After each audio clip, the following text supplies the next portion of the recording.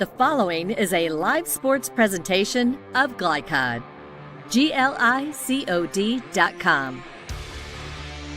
Glycod's coverage of Central Kentucky high school basketball starts now. Presented by Bluegrass Community and Technical College. And welcome to the Farm. Should be an outstanding night for high school basketball. A great doubleheader. I'm Chris LaBar. He's former Ben Jobe National Coach of the Year, Sean Woods. And welcome to Frederick Douglas High School. The nightcap, Sean, really the marquee event, Bryan Station and these Broncos. Both teams very high ceilings. Well, they had a matchup early in the year at Lexington Catholic during the holidays, and it was a barn burner. And for the most part, Douglas held the lead, but there was an awesome basketball game. Douglas prevailed, but I'm sure Bryan Station has something to say tonight. So many storylines in this game. This really round two, but it is a district game, whereas the game 3 weeks ago was not. And then also for the Broncos, they'll welcome back Avion Chenault, the high-flying superstar. What a welcome addition to the Broncos with him coming back to the fold. Murray Garvin's got another piece of his arsenal, something that he can add to what he's already gotten thus far. The first game will be a girls matchup at Scott County. They're 5-5 against Frederick Douglas. And the Broncos on the girls' side, DJ Moberly has this team poised for a big year. Well, I tell you what, they're being battle tested. I'll tell you that much. And DJ's doing a great job. I came over yesterday and watched them play against Bryan Station, and they just dominated Bryan Station defenders, and they're looking for another dominating performance tonight. Broncos with the top sophomore in the area. That's Jaylee Knowles. You will love her game. Up next, we'll chat with Scott County head coach. We'll be right back after this. Central Kentucky Driving School is raising the bar in driver education because the safety of their students is too important for anything less.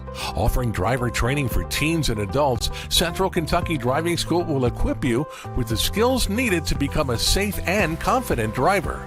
A proud community partner, Central Kentucky Driving School invests in their students and families and guides you every step of the way. For more information, give them a call at 859-538-7775 or visit drivecky.com. At Don Franklin, we're about more than just selling cars. We're about families, generations of them. Founded by my parents in 1968, we've been here growing alongside you. From the first family car to the newest model for the next generation, our values of trust, care, and commitment are in every handshake, every deal. With over 5,000 vehicles to choose from, check them all out at DonFranklinAuto.com. Don Franklin, driven by family.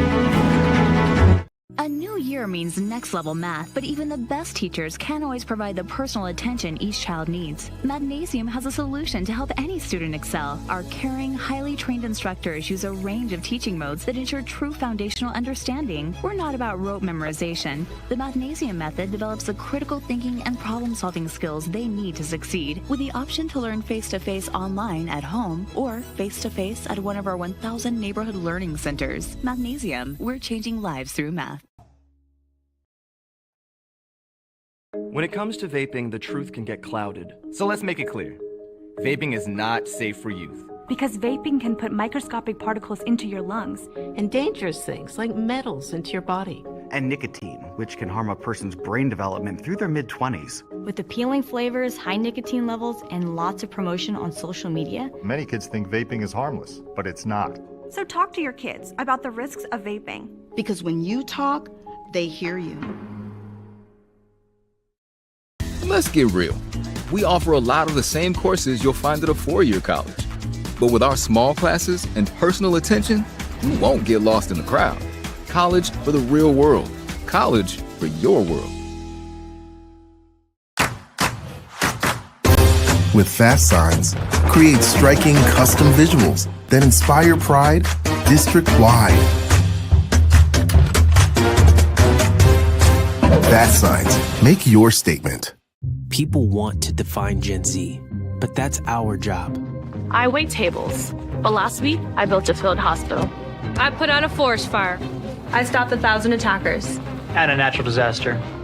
I've saved lives and led a team on patrol. I serve. Well, I go to school full-time while I work full-time. Greater the challenge, the stronger we become.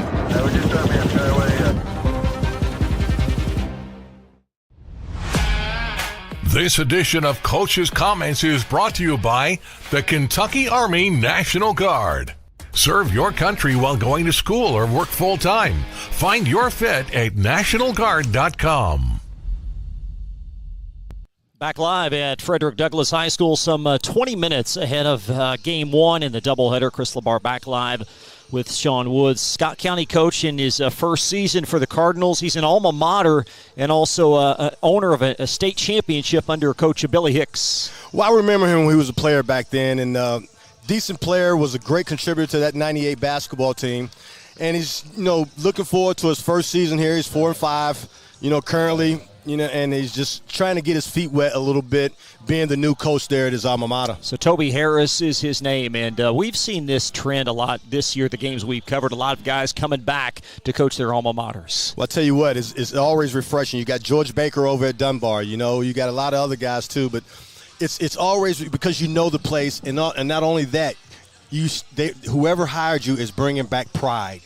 And it's almost similar to the UK with Mark Pope. So whenever you got your own to come back and give their time to these young individuals, it's always a blessing and a big-time advantage. This is the Scott County program. Their backstory is very successful. Coach Harris is replacing Coach Helton. Steve Helton is now the coach of the boys program at Scott County. Spent 24 years as the girls head coach. And in terms of some of his key players, Allison Mosby leading them at 11 points per game, but a very balanced offense, Sean. Yes, it is. You got everybody from 8 to 7, 6, 6, 4, 4. So that you just can't key on one person. He just has to get consistency from the defensive end, and also really just establishing his culture with a bunch of people that has already been in the fold. These two teams, their resumes could not be more dissimilar. This Scott County team, they've got 5 wins, but yet to beat a team over 500.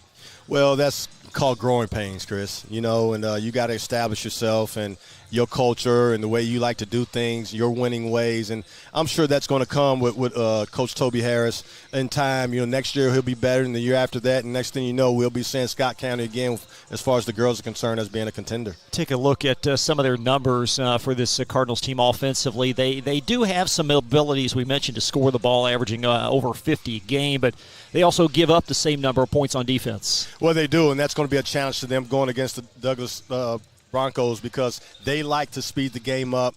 They get a lot in transition, and that's going to be a tough task for the Scott County tonight. Scott County Cardinals, they are 5-5 on the season. The win on Monday versus Madison Southern, 60-40 to get up to level par on the year, and they are the decisive underdog in this game against a very strong Frederick Douglas team. The Broncos are 9-3 on the year. They've got a 3-game winning streak, including a win last night. We'll talk more about that with Coach Moberly in a few moments as they dispatch Bryan Station 80-31. And you watched that game, Sean. What captivated you? What was most impressive about them? Well, Douglas just dominated Bryan Station on the boards, and then Jaylee Knowles she started out, got the run going. She scored, I think, the first 6 points. But I tell you what, Chris, there's a young lady by the name of Tamia Wade that we're going to be talking about. She's marvelous. She can shoot the three. She can handle. She plays with great poise, and she's only an 8th grader. She sure is. She played very well for Henry Clay last year, the transfer coming in, already averaging 10 points per game.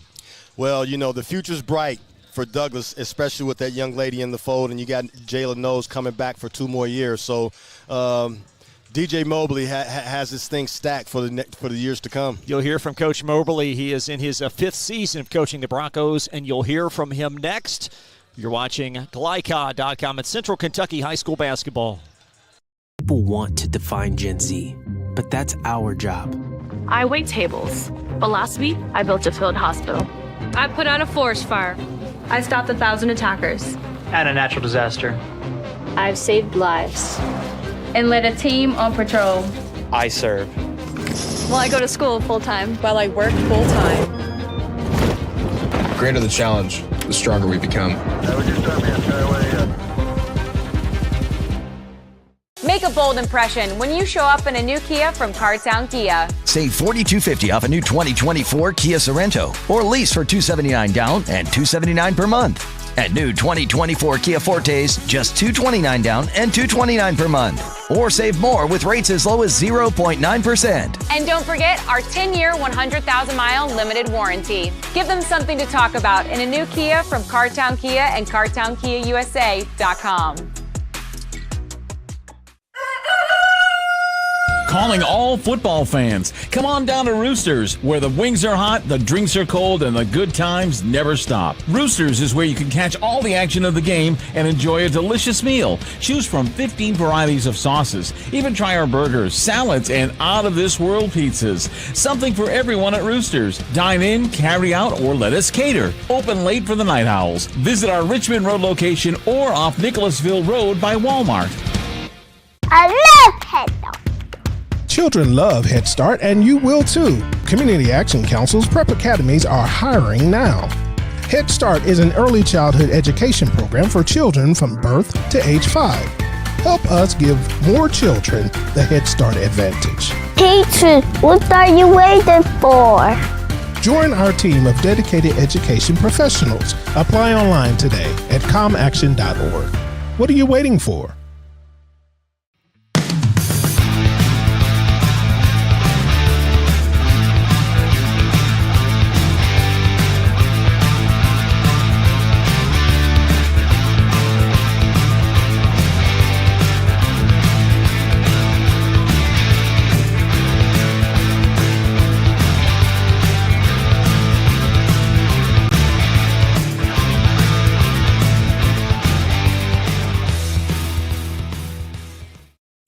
Are you an HVAC and refrigeration tech looking for new opportunities? Tech24 is your single source for commercial HVAC, refrigeration, and kitchen equipment maintenance all across the country.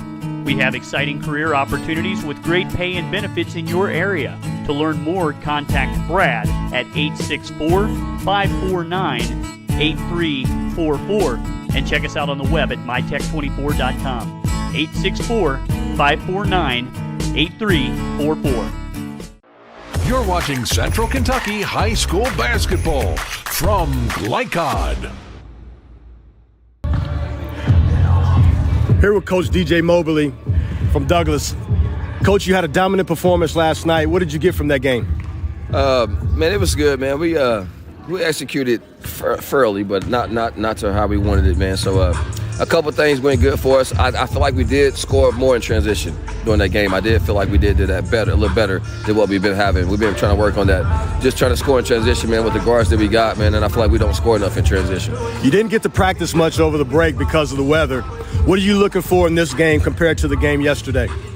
Just looking for us to play more well polished, man. I feel like we had a couple mistakes last night. We didn't look good running our offense at times. At sets, I feel like we was running, we was out of sync. So I'm looking to look more polished tonight, more oiled. Hopefully we'll better run it a little bit more better than what we did yesterday. Give me your scouting report versus Scott County. Man, just gotta make sure that we don't let them get comfortable shooting the ball. We gotta bring pressure to them and see if they can handle the ball tonight. Well, Coach, good luck tonight and looking for another dominant performance. Thank you. Appreciate it. New year means next level math, but even the best teachers can't always provide the personal attention each child needs. Magnesium has a solution to help any student excel. Our caring, highly trained instructors use a range of teaching modes that ensure true foundational understanding. We're not about rote memorization. The Magnesium method develops the critical thinking and problem-solving skills they need to succeed, with the option to learn face-to-face online at home or face-to-face at one of our 1,000 neighborhood learning centers. Magnesium, we're changing lives through math. At Don Franklin, we're about more than just selling cars. We're about families, generations of them. Founded by my parents in 1968, we've been here growing alongside you. From the first family car to the newest model for the next generation, our values of trust, care, and commitment are in every handshake, every deal. With over 5,000 vehicles to choose from, check them all out at DonFranklinAuto.com. Don Franklin, driven by family. New recruit, take advantage of our apprenticeship program.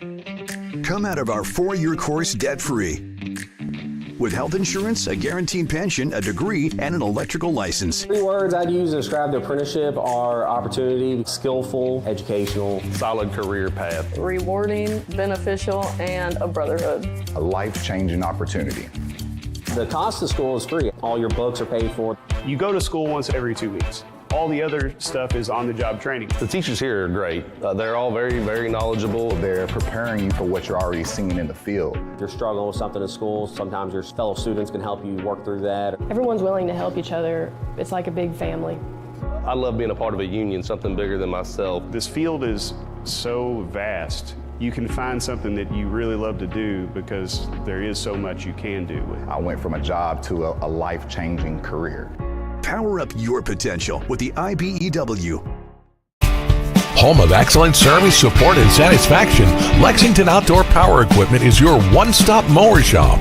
Family owned since 1985, Lexington Outdoor offers top brands like Husqvarna, Toro, Grasshopper, and Echo. Plus, free pickup and delivery. Located just 2 miles west of Douglas High School, they're open weekdays and most Saturday mornings. For more info, stop in or visit their website at lexoutdoorpower.com. Lexington Outdoor Power Equipment, the right equipment for the right job. Stuck on the road? Call Martin's Peterbilt Mobile Service. Our 24/7 commercial roadside service, truck and trailer repair, and warranty service will have you back on the road in no time. Call us 24 hours a day, 7 days a week. Martin's Peterbilt, keeping you rolling. You're watching Central Kentucky High School Basketball from Glycod.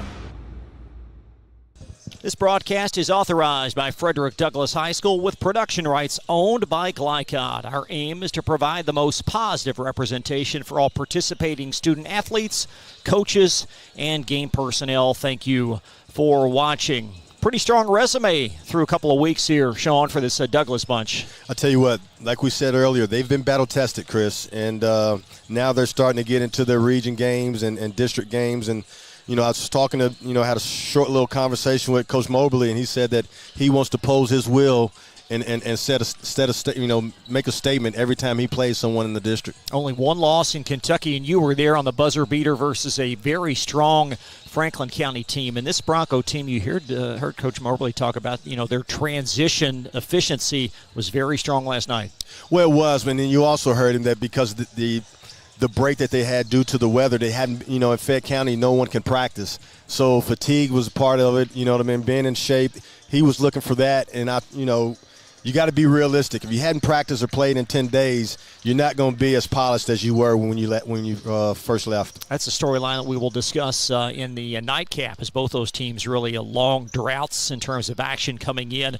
For the Bronco girls, they're scoring a lot of points. How would you assess what they've done on defense? Well, defensively, they like to pose their will on you. He's going to try to speed you up, trap you in the corners, whether it's early corner or at half court. He just wants to keep you uncomfortable and then also dominate you on the glass. 58% free throw shooting team. I know you're not going to win a lot of close games with that ratio. Well, that's sometimes statistics. As good as you play and as dominant as you look in most games, when it comes to tournament time, teams are going to be more ready for you. Also, the ball's not going to go in the basket as much. Free throws will become important, and that's going to be probably the difference between him winning the district, winning the region, and also getting to the Sweet 16. One of the keys tonight, one of the big keys in this game revolves around rebounding, and you'll hear Sean talk about that notion in just a moment. It's Scott County, Frederick Douglas, 11 minutes from tip-off in Game 1. We're back in just a moment from Glycod.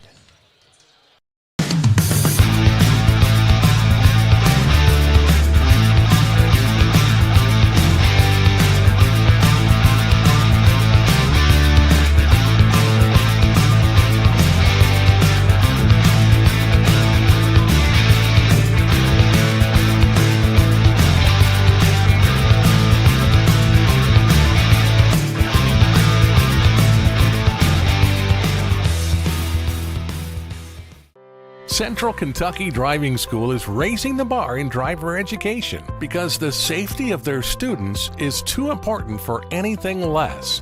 Offering driver training for teens and adults, Central Kentucky Driving School will equip you with the skills needed to become a safe and confident driver.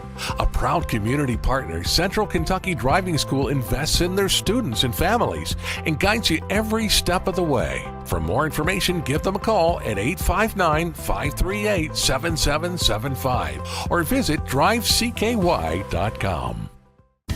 Let's get real. With us, you'll get a great education that can lead to a great career faster.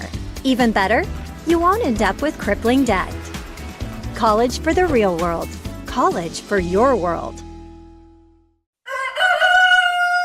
Calling all football fans. Come on down to Roosters, where the wings are hot, the drinks are cold, and the good times never stop. Roosters is where you can catch all the action of the game and enjoy a delicious meal. Choose from 15 varieties of sauces. Even try our burgers, salads, and out-of-this-world pizzas. Something for everyone at Roosters. Dine in, carry out, or let us cater. Open late for the Night Owls. Visit our Richmond Road location or off Nicholasville Road by Walmart.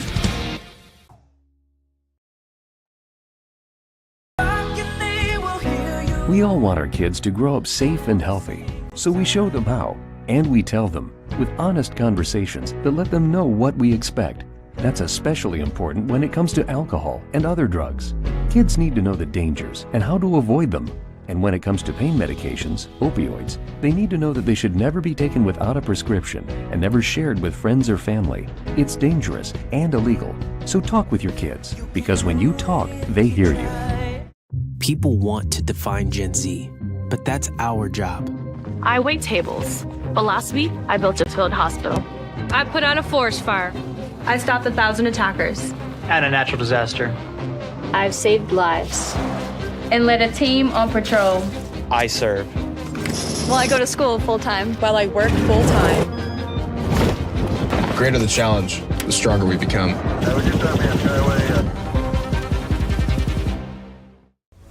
This segment of tonight's game is brought to you by the Kentucky Army National Guard. Serve your country while going to school or work full-time. Find your fit at nationalguard.com.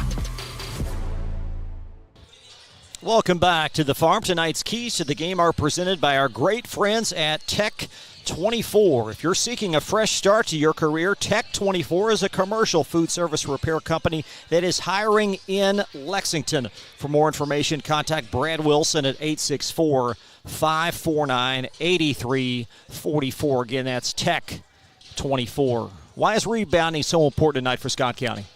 Well, it's because they're going against one of the best rebounders in the state, and she's just a sophomore. They got to pose their will on them. They got to get extra possessions for themselves when they do miss shots, and also they got to limit Douglas, which is Douglas's strength, is getting second chance shots. So boxing out, being physical, and not being outmanned by Douglas is a major key for Scott County tonight. Also, as well, getting a handle on the Bronco pressure and getting back on defense. No doubt about it. Got to stay comfortable. You got to be comfortable being uncomfortable, because DJ Mobley's teams are not going to stop.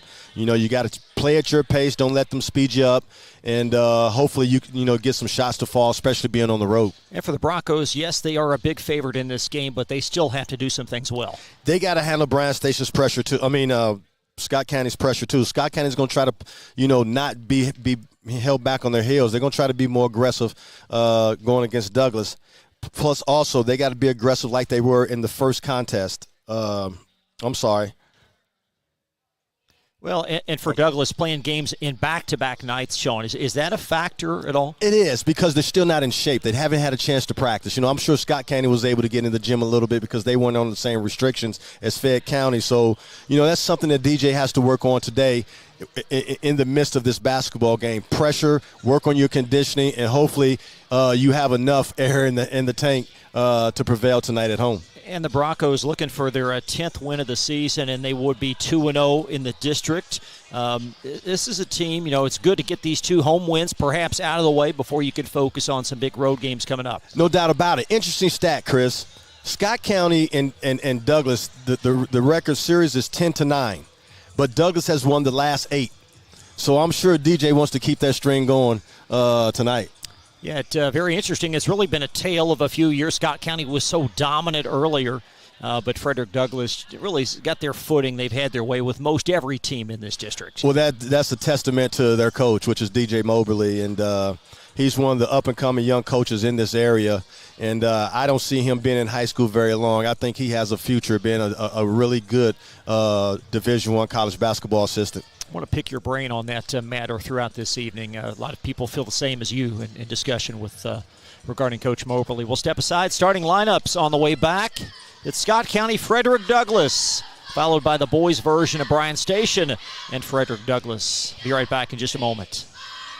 New year means next level math, but even the best teachers can't always provide the personal attention each child needs. Mathnasium has a solution to help any student excel. Our caring, highly trained instructors use a range of teaching modes that ensure true foundational understanding. We're not about rote memorization. The Mathnasium method develops the critical thinking and problem-solving skills they need to succeed, with the option to learn face-to-face online at home or face-to-face at one of our 1,000 neighborhood learning centers. Mathnasium, we're changing lives through math.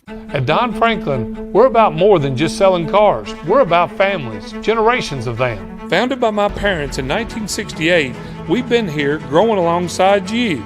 From the first family car to the newest model for the next generation, our values of trust, care, and commitment are in every handshake, every deal.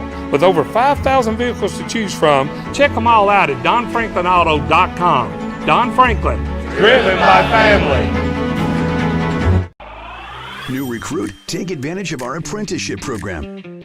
Come out of our 4-year course debt-free. With health insurance, a guaranteed pension, a degree, and an electrical license. 3 words I'd use to describe the apprenticeship are opportunity, skillful, educational, solid career path, rewarding, beneficial, and a brotherhood. A life-changing opportunity.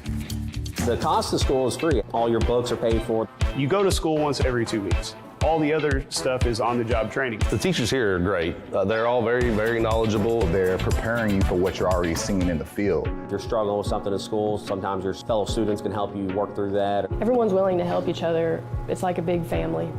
I love being a part of a union, something bigger than myself. This field is so vast. You can find something that you really love to do because there is so much you can do with it. I went from a job to a life-changing career. Power up your potential with the IBEW. Home of excellent service, support, and satisfaction, Lexington Outdoor Power Equipment is your one-stop mower shop. Family owned since 1985, Lexington Outdoor offers top brands like Husqvarna, Toro, Grasshopper, and Echo. Plus, free pickup and delivery. Located just 2 miles west of Douglas High School, they're open weekdays and most Saturday mornings. For more info, stop in or visit their website at lexoutdoorpower.com. Lexington Outdoor Power Equipment, the right equipment for the right job. Stuck on the road? Call Martin's Peterbilt Mobile Service. Our 24/7 commercial roadside service, truck and trailer repair, and warranty service will have you back on the road in no time. Call us 24 hours a day, 7 days a week. Martin's Peterbilt, keeping you rolling. You're watching Central Kentucky High School Basketball from Glycod. Tonight's starting lineups are brought to you by Roosters. Roosters, a fun, casual place and a great place to watch tonight's game on Glycod. Visit any of their 3 Central Kentucky locations or order online at roosterswings.com. We'll underscore this by these are the expected starters for Scott County. Allison Mosby leads them at 11 points per game. Namiah Summers at 8. Amira Wheeler averaging 7, Kirsten Young at 6, and also at a half dozen is junior Belle Banner. 2 seniors, 3 juniors will start for Scott County. The Broncos, they're not nearly as seasoned. Jaylee Knowles, a sophomore, leads them in points and rebounds at 18 and 11. Kate Baker, one of only 2 seniors, chips in 10. McKaylee Bennett at 9 points. Miami King at 6, and we also expect Tamaya Wade to start, the 8th grader. She averages 10 points per game. And you talked about Wade a moment ago. What did you like best about her performance last night? I like the way she carries herself on the basketball court. She has so much poise to be so young. Last night, she seemed like she was the oldest person on the court, just with her poise. She went, in the first quarter, she was 3 for 4 from the field. Hit a left-hand layup on a drive and then made 2 threes like they were just nothing. Like, that's what she does. And defensively, she knows how to move her feet. She's always in the right position to get steals. A complete leader. The future's very, very bright for this young lady. Should be an outstanding matchup. Again, so much focus on the boys encounter. We expect perhaps a near-capacity crowd for that one. But before we get to Game 2, it's Game 1. We promise you a good treat. Scott County and Frederick Douglas. Live basketball, including the opening tip-off right after this. We'll be right back. Calling all football fans. Come on down to Roosters, where the wings are hot, the drinks are cold, and the good times never stop. Roosters is where you can catch all the action of the game and enjoy a delicious meal. Choose from 15 varieties of sauces. Even try our burgers, salads, and out-of-this-world pizzas. Something for everyone at Roosters. Dine in, carry out, or let us cater. Open late for the Night Owls. Visit our Richmond Road location or off Nicholasville Road by Walmart. From Glycod, it's Central Kentucky High School basketball. Presented by Bluegrass Community and Technical College. College for the real world. College for your world. Tonight's game is brought to you by Cartown Kia in Nicholasville. Movement that inspires. IBEW Local 369. Power up your potential. Mathnasium of East and West Lexington, changing lives through math. Roosters, a fun, casual place for wings and more. Martin's Peterbilt of Central Kentucky, Community Action Council, New Vista, Tech 24, Lexington Outdoor Power Equipment, and Fast Signs. Now courtside for all the action from Glycod on Central Kentucky High School basketball. Presented by Bluegrass Community and Technical College. And welcome back to Frederick Douglas High School. A little confusion at the scores table ahead of the girls' encounter between Scott County and Frederick Douglass. The officials highlighted by Mr. Sean Gurton, Donnie Blake, and Chuck Bailey will join him as well.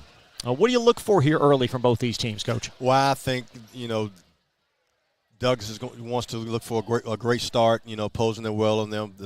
They just want to throw it up in the glass and let Scott County know, hey, you in a dogfight tonight. For Scott County, they need a great start. They don't need to give up offensive rebounds. They don't need to turn the basketball over. They need to play with great poise and make sure they get a good shot every single time down the court on offense. Broncos familiar with the terrain here, at least the girls are. The boys, this is their first home game, ironically, here in the middle part of January for the Bronco boys. I tell you what, Mary Garvin, he kind of made it this way simply because he knew that their football team potentially was going to make a long run in the playoffs. So it's kind of working to his favor a little bit. He wished he wasn't really counting on sitting out for 10 days because of the weather. So he's kind of behind a little bit, especially having a new player in the fold too. So it's going to be interesting to see. Both of these teams want to get up and down. Both of them like to press. Both of them like to play high octane. I don't know if it's going to be a pretty game or an ugly game when you only had 2 days of practice. Bryan Station, actually, boys did play January 4th.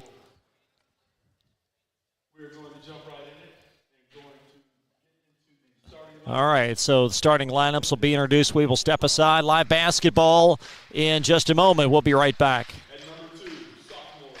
New year means next level math, but even the best teachers can't always provide the personal attention each child needs. Mathnasium has a solution to help any student excel. Our caring, highly trained instructors use a range of teaching modes that ensure true foundational understanding. We're not about rote memorization. The Mathnasium method develops the critical thinking and problem-solving skills they need to succeed, with the option to learn face-to-face online at home or face-to-face at one of our 1,000 neighborhood learning centers. Mathnasium, we're changing lives through math.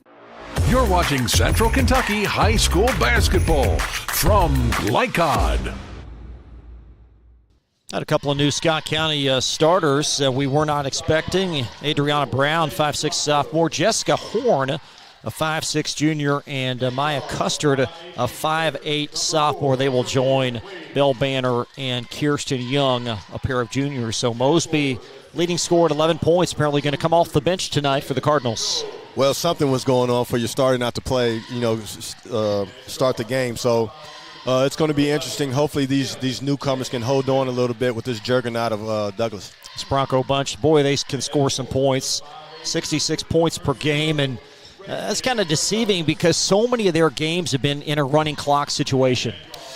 That lets you know how devastating and prolific their offense is. So glad you joined us tonight on Glycott. Please subscribe to our growing YouTube platform as we've got loads and loads of high school basketball coming up this winter. Doubleheader tomorrow night at Tate's Creek, and then a doubleheader again on Friday at Bryan Station, which should be a great matchup as the Bryan Station boys will host Henry Clay. So Scott County and Douglas Cardinals 5-5 on the season, and Frederick Douglas 9-3. Broncos winners of 3 straight, including a lopsided win last night versus Bryan Station. Well, the Broncos went on a really interesting trip to Florida to play against some good competition. So, like I said before, DJ Mobley's team has been battle-tested throughout this first part of the season. And a loss occurring to Somerset Canyons on December 30th. So Bronco basketball to start. Knowles drawing a lot of attention, and there's 2 points. First play of the game, go to your bread and butter. And Scott County into front court. Cardinals averaging 53 a game, and again, they give up the same amount.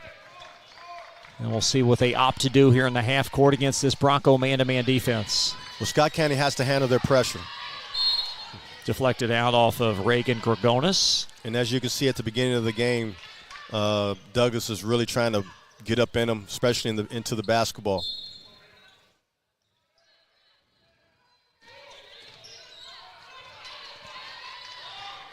That's Adriana Brown driving, and that shot blocked. It's going to retain to Scott County as the Broncos with the first block of the game. Jaleel Knowles said, get that stuff out of there. It's going to be a long night. Brown, a transfer from Great Crossing, will inbound. And there's Kirsten Young, a holdover from last year. She had an outstanding postseason for Scott County. They got to find a way to get her the ball and to get easy looks, especially three-point shots. And a Scott County timeout, taking a page out of Quinn Buckner's book. The old Dallas Mavs coach, he once called timeout down 2-0, and Coach Harris going to stop play as well. He got that from Bob Knight. Did you ever call timeout down 2-0? No, I've called timeout 3-0, but not 2-0. Okay. So I was close. Instead of a 2-pointer, they hit a 3, and I called a timeout. So You'd the first seen enough. basket of the game, I saw enough. We'll see what the adjustment is in both huddles. Again, there you see Coach Mobley. You said this earlier, why did you feel like he might be a Division I assistant at some point? I know him. I know what he's made of. He's a charismatic guy. He knows a lot about basketball. He's got a personality that'll light up a room, and he's a hustler. He knows talent. He can help out a female Division I basketball coach at every level, from recruiting to breaking down film to just doing all the intangibles. And, the future's just very, very bright. I just hope he gets a chance. There's Young veering left, shadowed by Knowles. That's going to be a difficult offensive assignment for the Cardinals' Kirsten Young. This team, this Douglas team's young, but they're tenacious, as you can see, and very, very talented. It's Jessica Horn rolling and deflected out again off of Reagan Gregonis. And possession again underneath for the Cardinals. Scott County looks like they're in a 2-3 zone, but I'm sure once the ball comes in, they'll go man. As Brown will rifle it in. There's a long jumper and a 3 for Belle Banner. That's what Scott County has to do. They have to really execute their offense, really take advantage of the aggressiveness of Douglas. Banner, 46% three-point marksman on the year, and Scott County with an early lead as Wade patrols the baseline, and an overplay theft by the Cardinals. It's Brown. And Adriana Brown veering baseline. And stepped on the baseline. Possession to the Broncos. Good aggressive drive by Tamia Wade. Just soft pass. But she made up for by a good defensive stand, stopping Scott County in transition. Kaylee Bennett on the point for the Broncos. There's Wade in the corner. Gregonis hoist a 3. And the rebound secured by Brown. Adriana Brown, number 13 of Scott County, and the Cardinals with 2-on-1. Good block out by Scott County. There's a long 2 that's going to be off the mark. The Cardinals able to secure the rebound. Jalen knows their second block shot. And Custard will lose the handle out of bounds as possession back to the Broncos. I'm sure that's what Toby Harris has been talking about leading up to this basketball game, is being able to really take on Douglas's pressure right then. I'm sure he's not too happy because of an unforced turnover right there. Pretty formidable pace, at least a comfortable pace, I should say, early for Scott. It is. Nice entry, and Knowles clobbered from behind, and she'll have to earn him from the foul line. That is the number one option for Douglas Broncos. Get the ball to Knowles. So Knowles, 2 from the foul line, just like the Broncos, a mid-50% free throw shooter. And Jay Lee with all 3 of the Bronco points to start. Well, she's starting off like she did last night, She's only shooting 54% from the free throw line. As she gets older, that free throw percentage will increase. There's Diamond Purcell, fresh into the game with a rebound for Scott County. Kirsten Young veering right.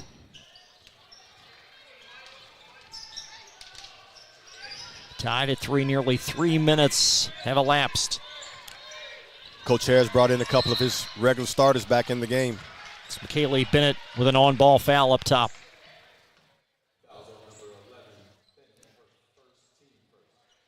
So side out for Scott County.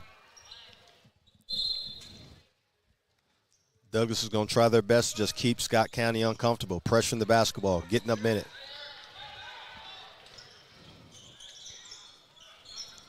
As Young angling left. There's a left wing 3 that's going to go in as well. Belle Banner, her second made triple. Great penetration and kick. So Banner with all 6 of Scott County's early points. Well, I'm sure Coach Harris has told his girls to take on the pressure, try to get in the paint. Once you get in the paint, make the defense collapse, and we'll shoot jump shots. Now Gorgonis, she's left-handed as she goes to that strong hand. McKaylee Bennett. Back to number 4, Tamaya Wade. Nice extra pass. Kate Baker flings a 3. Good ball movement by the Broncos. Ball swung from right to left. Shifting the defense and getting a wide open shot in the corner. Baker, her 33rd made 3 of the year. Purcell hoists a long one, and the rebound snatched by 23 Jaylee Knowles. Knowles weaving her way through traffic and out of bounds to the Broncos. Knowles is a jack of all trades. She can rebound the basketball, she can block the basketball, and she can push it in transition.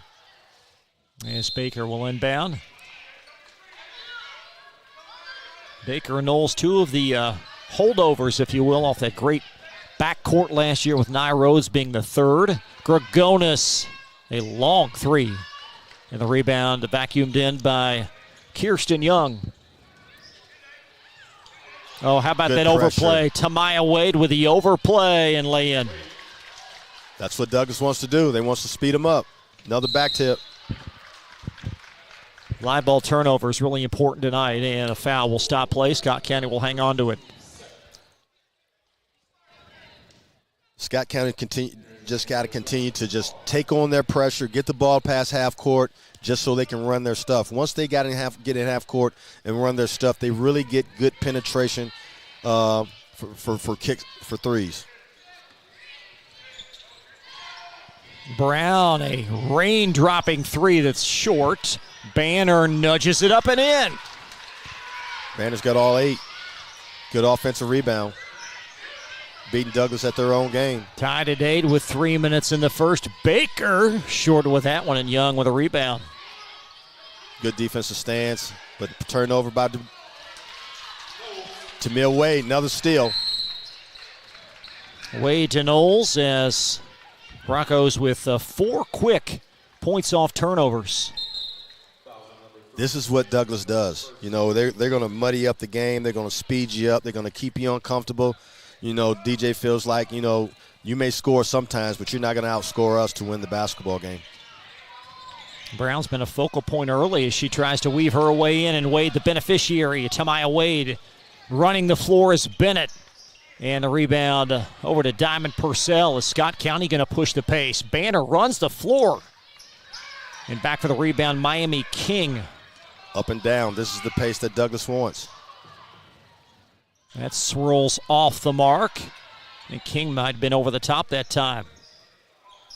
Skip pass. Baker launches a three. Good penetration kick. Just didn't long make the shot. Rebound. Going to trickle near half court. And the arrow in favor of Scott County. Good hustle by both teams. Everybody's hitting the floor. The ball is highly important. Scott County's competing. They just got to continue to take care of the basketball, do a better job of taking care of the basketball. With 2 minutes and 10 seconds left in this game, in the first quarter, they're only down 2. McKaylee Bennett back in for the Broncos. Also, Nia Carr is in as well for Frederick Douglas for the first time. And here's Diamond Purcell. Great penetration and dish. Purcell knots the game at 10. Diamond, a 5'7" junior, averaging 5 a night. Nice weave baseline, and that's going to be off the mark for the Broncos. That's Peyton Okerley that couldn't connect. That might be a little too quick. That was a little too quick. I would have brought that out a little bit, but that's, Douglas's way of playing. They're going to speed you up. They're going to keep you uncomfortable. Carr hoist! Woo-wee! Got a 2-point field goal and up. They're going to say 3 as the net tangles up. Nia Carr with a 3. Nia Carr, 3-point shot, sophomore.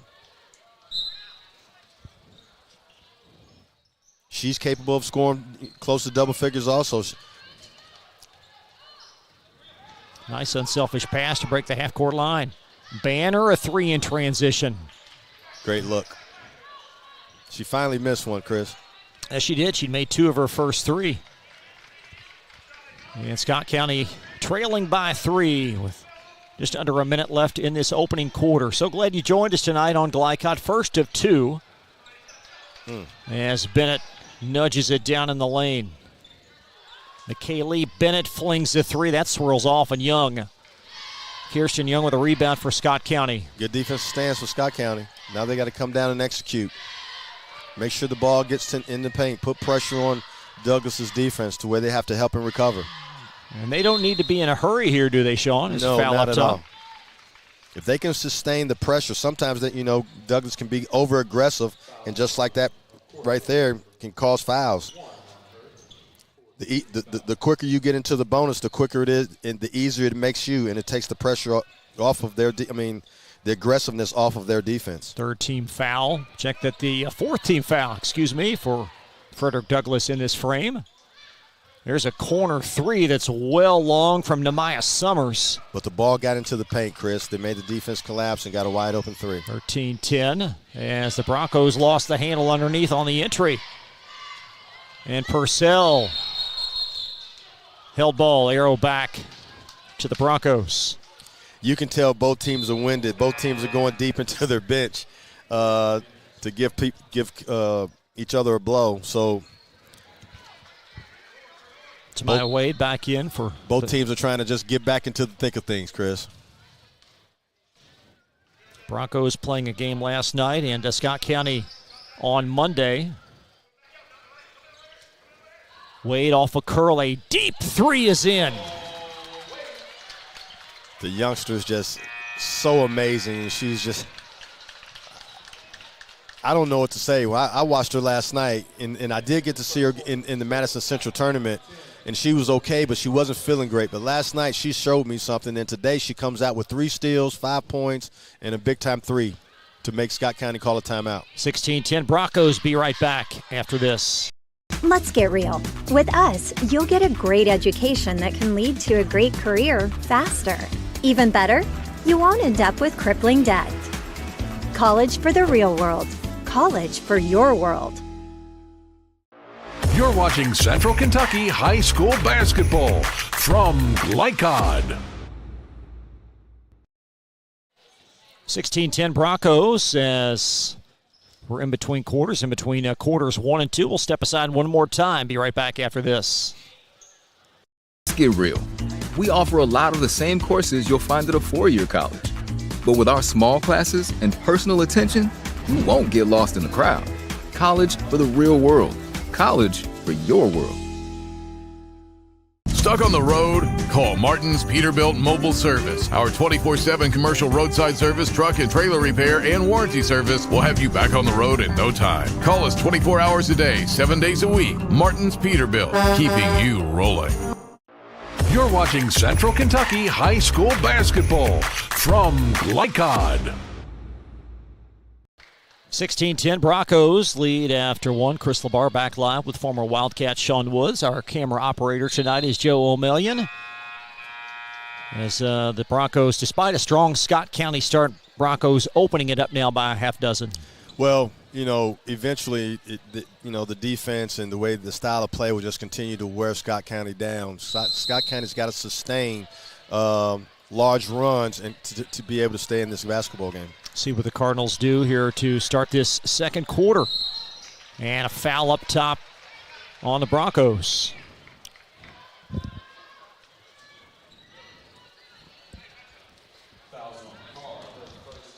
Foul will be on Nia Carr as Scott County, a couple of free throws for the first time. Mike Custer with aggressive move there. Nice crossover dribble pull up. Got fouled.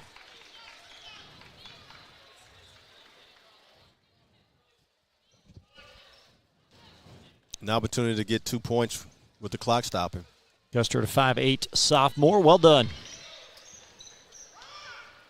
So back to 4 as the Broncos push the initiative. King with a solid up and under, and Purcell no other recourse but to commit a foul. Looking like Kevin McHale out there with the up and under. It's the second Kevin and McHale reference we've had here in the last week or so. I love up and unders. When you're doing big man drills and you play, you working out your bigs. That's one of the premier moves in basketball. It's Miami King short with that one.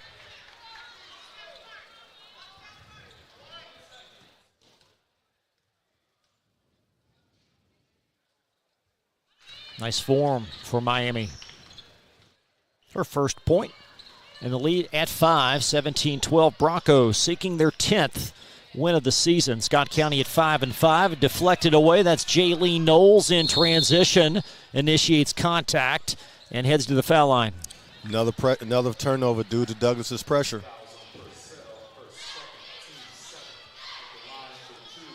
There you see both head coaches. What must they be thinking here as this Bronco team, you just sense perhaps on the verge of a solid run as the lead now at 5. Well, DJ's waiting and hoping that Scott County will crack. And Coach Harris is hoping that his team can sustain and give them give themselves a chance, especially going into halftime. Coming up at halftime, we'll talk in depth about the boys encounter. Also hope to chat with one of the respective head coaches. We'll have one consistent stream tonight, chat with the coaches as well in between games. The victorious coach tonight, perhaps a player as well. Lots of coverage here in the next few hours, and that's a well-orchestrated cut as Custard puts it in. Great cut by Maya Custard. Custard with all 4 of Scott County's points in this quarter. Well, she got a chance to start. She's going to show Coach that she's deserving. King, Knowles darts the pass in for the bunny. Good high-low. Another steal. There's Tamaya Wade. Good pass, Tamaya Wade. Touchdown lead and a Scott County 30-second timeout. The lead at a game-high 7. We're back in just a moment on Central Kentucky High School Basketball from Glycod. Don Franklin, we're about more than just selling cars. We're about families, generations of them. Founded by my parents in 1968, we've been here growing alongside you. From the first family car to the newest model for the next generation, our values of trust, care, and commitment are in every handshake, every deal. With over 5,000 vehicles to choose from, check them all out at donfranklinauto.com. Don Franklin, driven by family. You're watching Central Kentucky High School Basketball from Glycod. Well, Sean, 2 more points off turnovers, and it started in the Scott County backcourt. Well, that was one of the keys to the game tonight. Could Scott County handle Douglas's pressure? And right now, they're having a tough time. They got to really settle down and be strong with their basketball and use ball fakes because Douglas is getting a lot of hands on their balls, on their passes. And Wade really the orchestrator I told you she's a thief. She'll lead the team in steals, deflections. She makes all the right plays. There's Custard pushing the pace. High arcing, uncorked shot by Summers off the heel, and the Broncos with a rebound. Kate Baker trying to make it a double-figure lead. Offensive rebound. Trickled around underneath there. There's Knowles to clean it up, and an and one as Kirsten Young commits a foul. Douglas is just so active on both ends of the floor. The ball moves. They push the basketball in transition. They get after you defensively. They just don't stop. And that's just a credit to their coach. Ella Knowles, each of her field goals has occurred within about 3 feet of the basket. Well, Knowles is like a female Stacey Augmon. She's very long, active. She's a jack of all trades. Great rebounder, shot blocker, good finisher inside the paint. If the Broncos only had a Larry Johnson to play along with Stacey Augmon. No doubt about it. The lead at 10 with 6:18 in this half. And Brown trying to weave her way through heavy congestion, arcs one from the elbow and out to the Broncos. I feel sorry for Brown because I've been in that situation before. It looks like it's like 8 or 9 people out there around me. I can't pass it. I can't shoot it. I don't know what to do with the basketball. Kaylee Bennett trying to set things up on this Broncos offensive attack. Penetration and kick. There's Knowles. The way she and Baker play well together has been very impressive. These are two young ladies. They're really going to need to provide a lot of offense this year for the Broncos. I'm impressed with Douglas's patience. You know, they're not forcing anything. They're making sure they're getting a great shot either off penetration or pass. That was Scott County a Bronco timeout. I think DJ saw something that he didn't care for. Well, that's a sign of a good coach and a sign of a disciplined basketball team. They didn't settle for a 4-shot, didn't get what they want, so DJ had to call a timeout to actually draw up something so they can really have a great chance of executing. So lead at 10 with 5:31 in this first half. Broncos, again, 9-3 coming in. They've got some pretty impressive wins, all by double figures. Anderson County in the opener also beat a very solid Butler team by 31. And then Whitefield Academy by 29 points. This is one of the top 10 teams in the state, and they're going to be a real tough out in this region to get to the Sweet 16. You just get the sense if form holds and hopefully everybody stays healthy that Franklin County and the Broncos may have a chapter 2 this year. No doubt about it. It's going to be that is Douglas's nemesis right now, and Douglas has to get over that hump. Joey Thacker, such an outstanding head coach in high school basketball. I had the privilege to watch those two go at it at Madison Central. Barn burner game, ended on a last-second shot. There's Knowles snags the rebound. Speaking of Madison Central, their girls team undefeated. Head coach Scott True. So the 11th region very strong this year in girls basketball. Yes, it is. Just alongside the boys. Oh, yeah. So the Broncos going to make a sub as looks like Reagan Gregonis trots back in.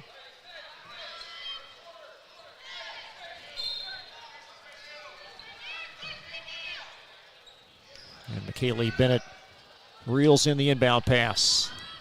And swiped away. It's Maya Custard.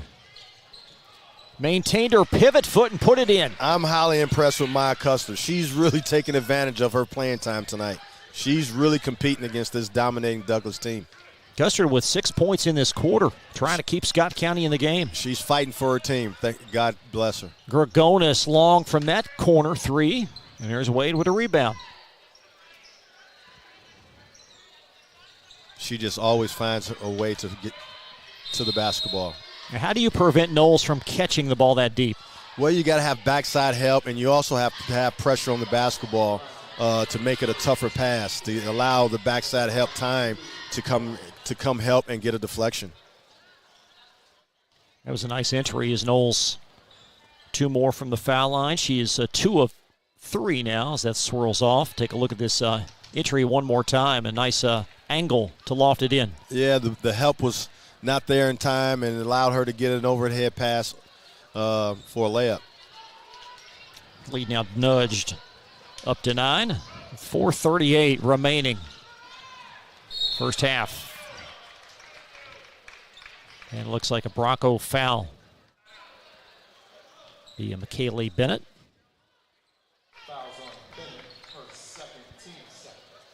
Second team foul this quarter on the Broncos as we near the 4:30 mark. Oh. And Ben is all about Brown in that backcourt. Pressure. And very astutely, we've got a timeout by Toby Harris. Scott County burning through timeouts. They have 2 left. We're back in 30 seconds from Glycod. People want to define Gen Z, but that's our job. I wait tables, but last week I built a field hospital. I put out a forest fire. I stopped 1,000 attackers. And a natural disaster. I've saved lives and led a team on patrol. I serve. Well, I go to school full-time while I work full-time. The greater the challenge, the stronger we become.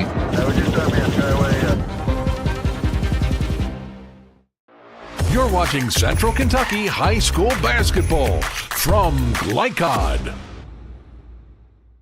25-16, Broncos by 9. Yeah, Scott County post timeout will inbound.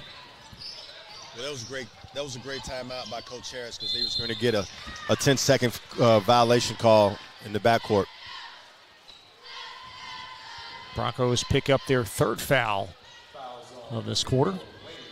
It's a second on Tamaya Way. 2 free throws coming up for Scott County. Again, we've not seen Allison Mosby, their leading scorer. You wonder if there may be an injury or health issue, something along those lines. Don't want to speculate, but just surprised that she's not played in this first half. Leads them at 11 points per game. And she's very well missed. You know, they need her scoring. They need her poise and experience. You see her, she's actually there on the bench. As that free throw goes in, 25-17.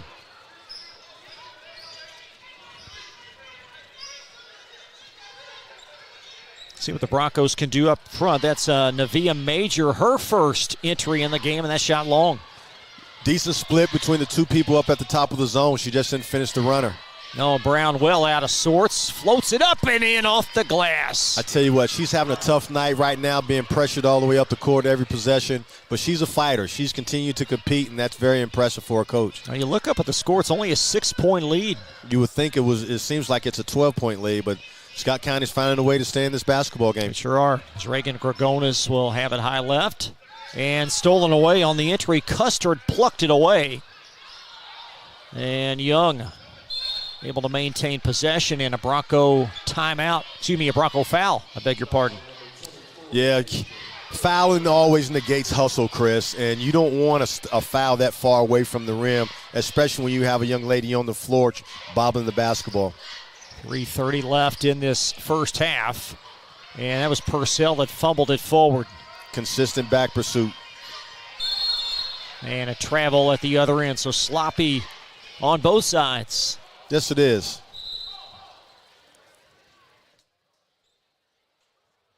One of the officials going over to the scorers table. It's going to be, there you see Allison Mosby. She's actually to the right of the 3rd chair there. Hopefully see her in the second half.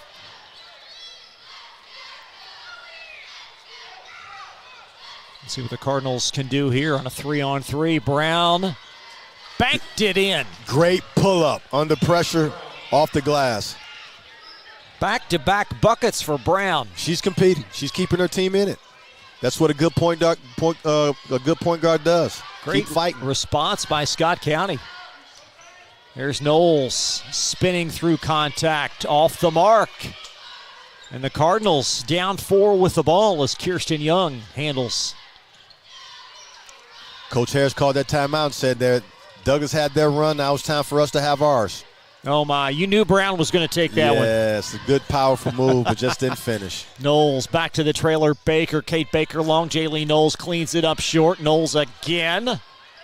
Off. And the rebound is going to find Belle Banner. Tough for Knowles. She 2 great-time offensive rebounds, just couldn't finish. There's Gregonis snuffing that one out in an and one. Hey, the basketball guys were with Douglas. Said they didn't want Knowles to get just 2 points. They wanted to give him an opportunity to get 3. 15 foul. That's a big change of pace. Reagan Gregonis with the steal and an and one. That's where Scott County's got to get better. You had a good defensive stance. You stopped them from scoring on 2 offensive rebounds. Now you got the momentum going down the court. You just can't turn the basketball over. And the lead back at a touchdown. 28-21 with 2:30 left in this first half.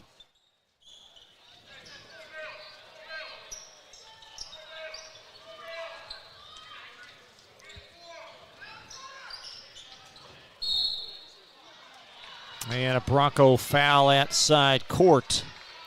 Yeah, I'm not sure if Coach Mobley is happy about that foul so far away from the basket.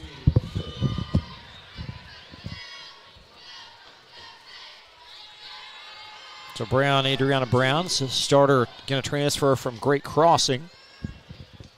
Have a couple of free throws. 2:14.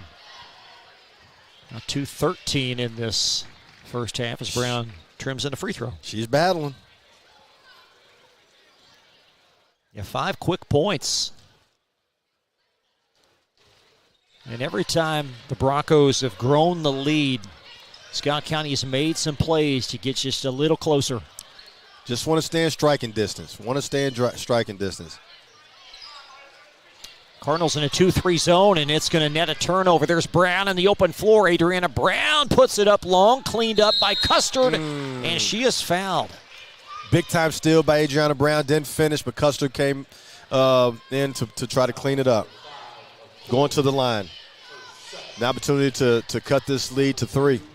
These two young ladies really, at least on our score sheet, candidly were afterthoughts. They both started and have had big impacts in this game. You know what? Sometimes this time of the season you start to see different lineups. You know, you gave some kids an opportunity at first, but you just start to see what's going on in practice. These couple kids, I'm sure they were getting better and better in practice, probably did a couple good things in games, and he wanted to give them an opportunity, and they're taking advantage of it. They sure are. The lead now at 4. Scott County's had an early lead in this game, but they have spent much of the evening down about 9 points. Another steal. Custard steals. And there's the double dribble. That's okay. Good hustle. Good hustle. Sure was. Wry smile there by Maya Custard after that turnover. Douglas has been kind of careless with the basketball as of late. Got to settle down a little bit. Through the wickets of King. Back at Navia Major. Uncorks a 3. And there's Brown on the backside. Oh, and Gorgonis steps in the lane. Got to shoot that one. Got to shoot that one. Too close to the trenches. There's Belle Banner snowbirding, and Banner blocked from behind by Major, but she's going to strut the line for 2. I see you, Major. Hustling down, getting a big-time block, telling her to get that stuff out of here. Ain't nothing wrong with that. Little competitiveness, enthusiasm, little passion. Now, Belle Banner not even in the shot here, but there she is up at the other end. Comes out of nowhere, fighting for her team. Free throw long while you were away on that replay. She'll have one more. And the lead reduced to 1 possession. Banner with 9 leading all Scott County Cardinals tonight. I'm shocked that Douglas has turned the basketball over when Scott County's just in a zone. Gorgonis flings a corner 3. Poked around, and oh my, Scott with a rebound as well. That's Banner.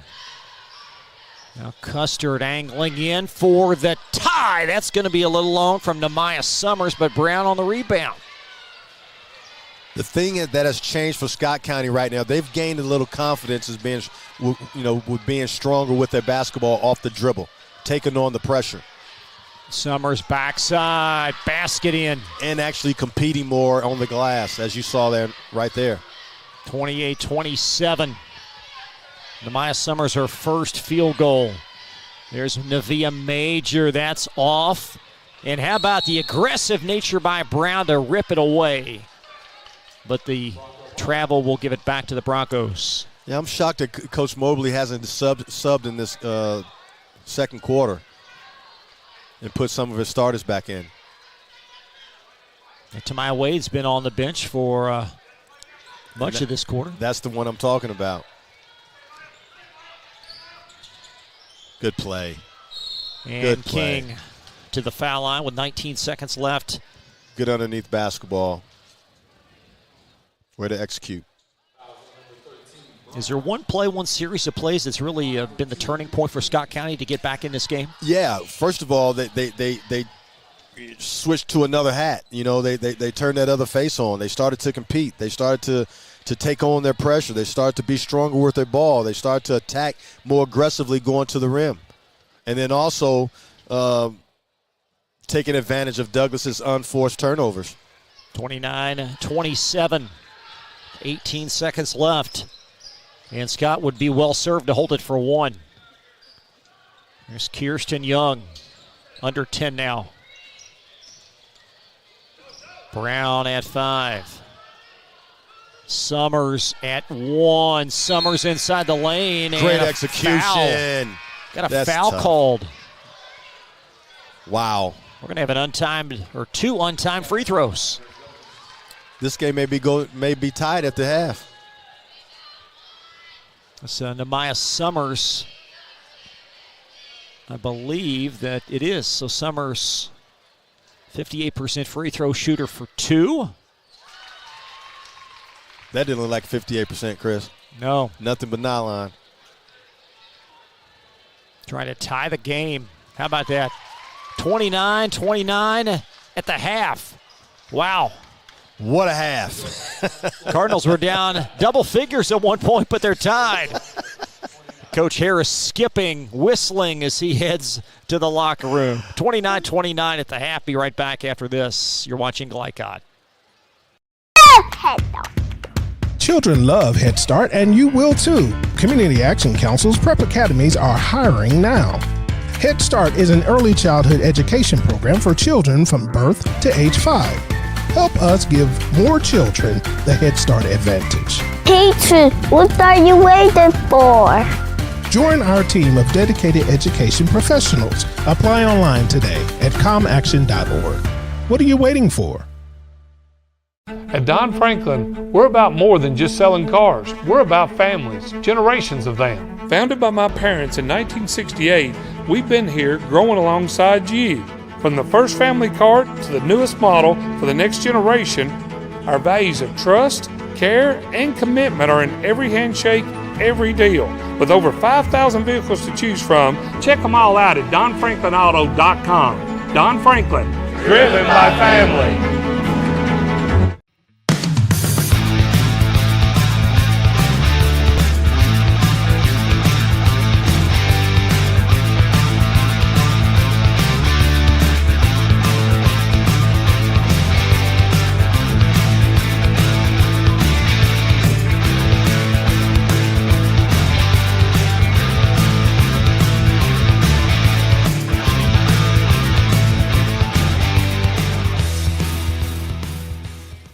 For any of your window, door, and siding needs, contact the team at Elite Building Products. Their factory-certified, licensed, and insured contractors have been installing energy-efficient windows and doors for over 30 years.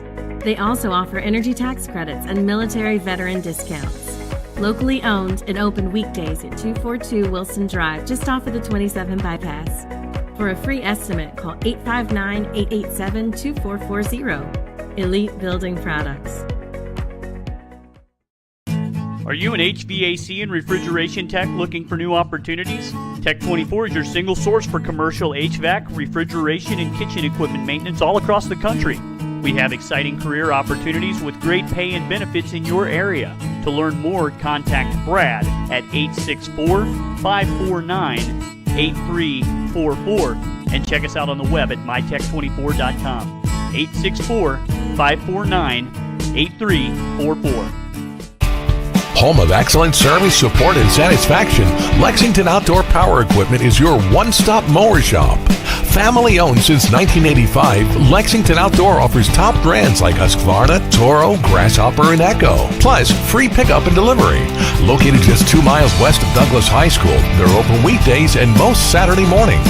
For more info, stop in or visit their website at lexoutdoorpower.com. Lexington Outdoor Power Equipment, the right equipment for the right job. means next level math, but even the best teachers can't always provide the personal attention each child needs. Magnesium has a solution to help any student excel. Our caring, highly trained instructors use a range of teaching modes that ensure true foundational understanding. We're not about rote memorization. The Magnesium method develops the critical thinking and problem-solving skills they need to succeed, with the option to learn face-to-face online at home or face-to-face at one of our 1,000 neighborhood learning centers. Magnesium, we're changing lives through math. Tonight's halftime report is brought to you by Mathnasium of East and West Lexington, sponsor of tonight's Scholar Athlete.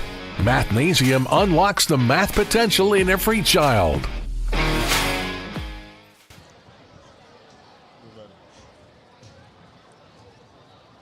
Here with Murray Garvin, the head coach of the Douglas Broncos. Coach, it's been a long 12, 13 days. 10 of them, you couldn't do anything. You couldn't see you guys in the gym, couldn't practice. What have you done in these last couple of days to get you ready for another tough night against the Bryan Station Defenders? Man, this is going to be a throwback for the both of us. COVID taught us a lot, right?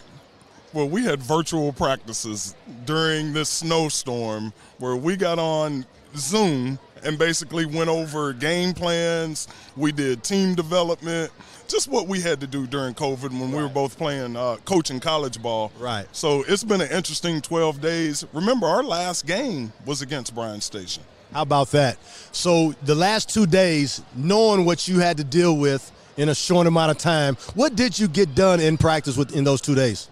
Well, just reviewing the game plan. The benefit of them being our last game, that's what our guys remember. So you got to handle Bryan Station's pressure. You got to keep them off the offensive glass, and you got to be able to take great shots that benefit Frederick Douglas and not the individual.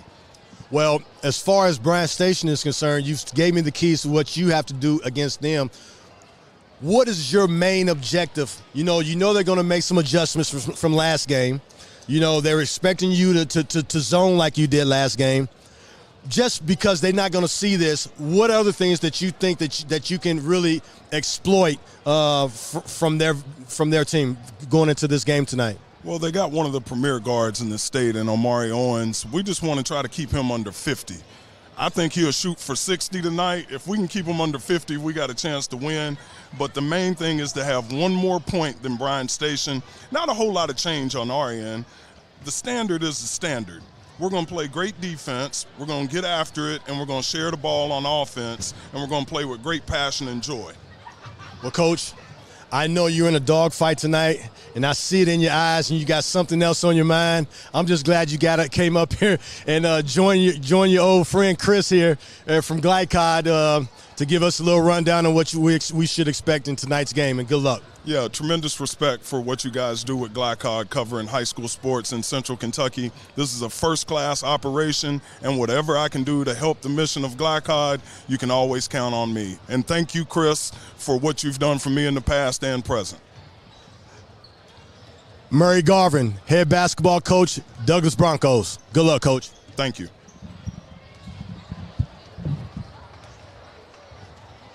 For any of your window, door, and siding needs, contact the team at Elite Building Products. Their factory-certified, licensed, and insured contractors have been installing energy-efficient windows and doors for over 30 years. They also offer energy tax credits and military veteran discounts. Locally owned and open weekdays at 242 Wilson Drive, just off of the 27 bypass. For a free estimate, call 859-887-2440. Elite Building Products. Calling all football fans. Come on down to Roosters, where the wings are hot, the drinks are cold, and the good times never stop. Roosters is where you can catch all the action of the game and enjoy a delicious meal. Choose from 15 varieties of sauces. Even try our burgers, salads, and out-of-this-world pizzas. Something for everyone at Roosters. Dine in, carry out, or let us cater. Open late for the Night Owls. Visit our Richmond Road location or off Nicholasville Road by Walmart. Research has shown high school sports to be a great community influence. Join scores of local businesses that have partnered with Glycod in sponsoring live, hometown-oriented sports programming on our video and social media platforms. For more information, email info@glycod.com. Let's get real. We offer a lot of the same courses you'll find at a four-year college. But with our small classes and personal attention, you won't get lost in the crowd. College for the real world. College for your world. With Fast Signs, create custom deep-sea signage that makes the wait a visual escape. Fast Signs, make your statement. When it comes to vaping, the truth can get clouded. So let's make it clear. Vaping is not safe for youth. Because vaping can put microscopic particles into your lungs. And dangerous things like metals into your body. And nicotine, which can harm a person's brain development through their mid-20s. With appealing flavors, high nicotine levels, and lots of promotion on social media, many kids think vaping is harmless, but it's not. So talk to your kids about the risks of vaping. Because when you talk, they hear you. At Don Franklin, we're about more than just selling cars. We're about families, generations of them. Founded by my parents in 1968, we've been here growing alongside you. From the first family car to the newest model for the next generation, our values of trust, care, and commitment are in every handshake, every deal. With over 5,000 vehicles to choose from, check them all out at DonFranklinAuto.com. Don Franklin, driven by family. This segment of tonight's game is brought to you by Central Kentucky Driving School, raising the bar in driver education. Man of War Harley-Davidson, 100% Kentucky owned and operated. And by Don Franklin Auto, driven by family. Back live at Frederick Douglas High School. Chris LeBar, former Wildcat, and Ben Jobe, National Coach of the Year, Sean Woods, tied at 29. What are the adjustments these teams make here in the second half? Well, I think it was personnel. You know, I thought that Coach Mobley kept some key players on the bench, especially Miss Wade. And as far as Scott County is concerned, Scott County just turned another notch in the second quarter and started to believe and to compete more aggressively and allowed themselves to get back into this basketball game. Broncos led 16-10 after one. Scott County outscored Frederick Douglass 19-13 in the second quarter. So tied to start the second half is Knowles in transition for two. Just like she started the first quarter. Knowles unofficially now 13 points, leading scorer in the game, and just like that, beneficiary in the open floor. Got another steal.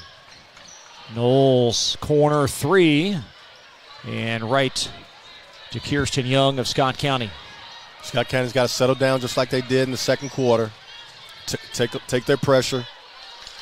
There's Adriana Brown. She's very aggressive in the first half and nearly over and back. There's Kirsten Young from 17, and that's off the basket support and will be nullified. That might have been the first shot I've seen her take all night, isn't it? I believe it was. As Young, primary focal point passing and rebounding for this Scott County team. But a solid first half by Coach Toby Harris's young ladies. Tell you what, great adjustments by Coach. There's Tamaya Wade near wing. Kate Baker. Scott County's packing it in a little bit. Douglas is running something. Sitting the player along baseline.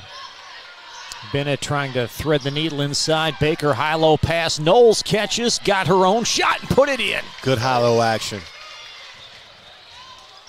Knowles with the first four for the Broncos in this second half. And a live ball turnover. There's McKaylee Bennett leaking out. And a quick Scott County foul. Game starting off just like the first quarter did. Scott County's being susceptible to Douglas's pressure, turning the basketball over, allowing them to score points. So McKaylee Bennett scoreless on the evening for two. Right there, she kind of didn't take her time at the free throw line. She needs to slow down, take her time, and trust her stroke. And Bennett misfiring on both as Young secures the Scott County rebound. And great length by Knowles. Just constant pressure. Scott County's got to get back into the rhythm that they were in at the end of that second quarter. What's been the big change between last night and tonight for the Broncos? Well, first of all, they're playing a better team. Scott County's a little stronger, especially handling their pressure than Bryan Station did last night. That's Gorgonis near wing out to Maya Wade underneath us. And going to turn it over, double dribble of sorts. Yeah, Tamaya Wade was a little careless with the basketball at that particular time. That's kind of uncharacteristic of her, especially tonight.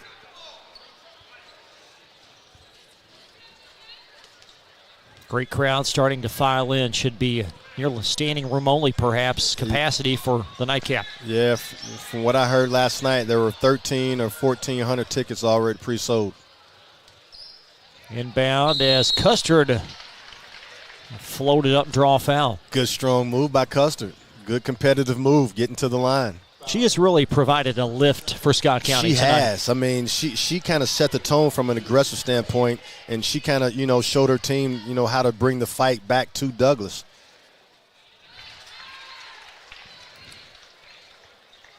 Custer now with 7 points. That's 6 in the second quarter. And the rebound vacuumed in. That's Bell Banner, and Gorgonis ripped it away, and the heady play will give it back to the Broncos. One thing when talking to Coach Mobley that he was trying to do better at is keeping his girls engaged for the full game. He says sometimes they just have mental lapses at certain times that allows teams to get back into the game, and I think that's real predicate, as far as what's going on tonight. And McKaylee Bennett up top for Frederick Douglas. Now Baker flings a three, and Knowles on the backside for the rebound. Now 11, McKaylee Bennett probes, and a foul looming. Another offensive rebound for the Broncos. Scott County's got to keep them off the glass and got to take care of the basketball. Well, Knowles, the offensive rebound, may appear not to bring much, but it gives them a different possession. Yes, it does. So another opportunity. There's Wade, a three in the wing. Got it! There she goes again. The young 8th grader, the middle schooler. Jamia Wade 8 unofficially, and how about Brown answering? See, that's how you attack pressure. Just take it on. Just be aggressive and get high percentage shots at the rim. Well, speaking of aggressive, that certainly defines her game. Adriana Brown, a sophomore. That's what she is, but she has to pass the ball sometimes because sometimes she tries to go 1-on-5 and she gets back tip on spin moves and things like that. That was a straight beeline basket move right there, aggressive move for her. There's Baker. Kate Baker for three. Knowles with the assist.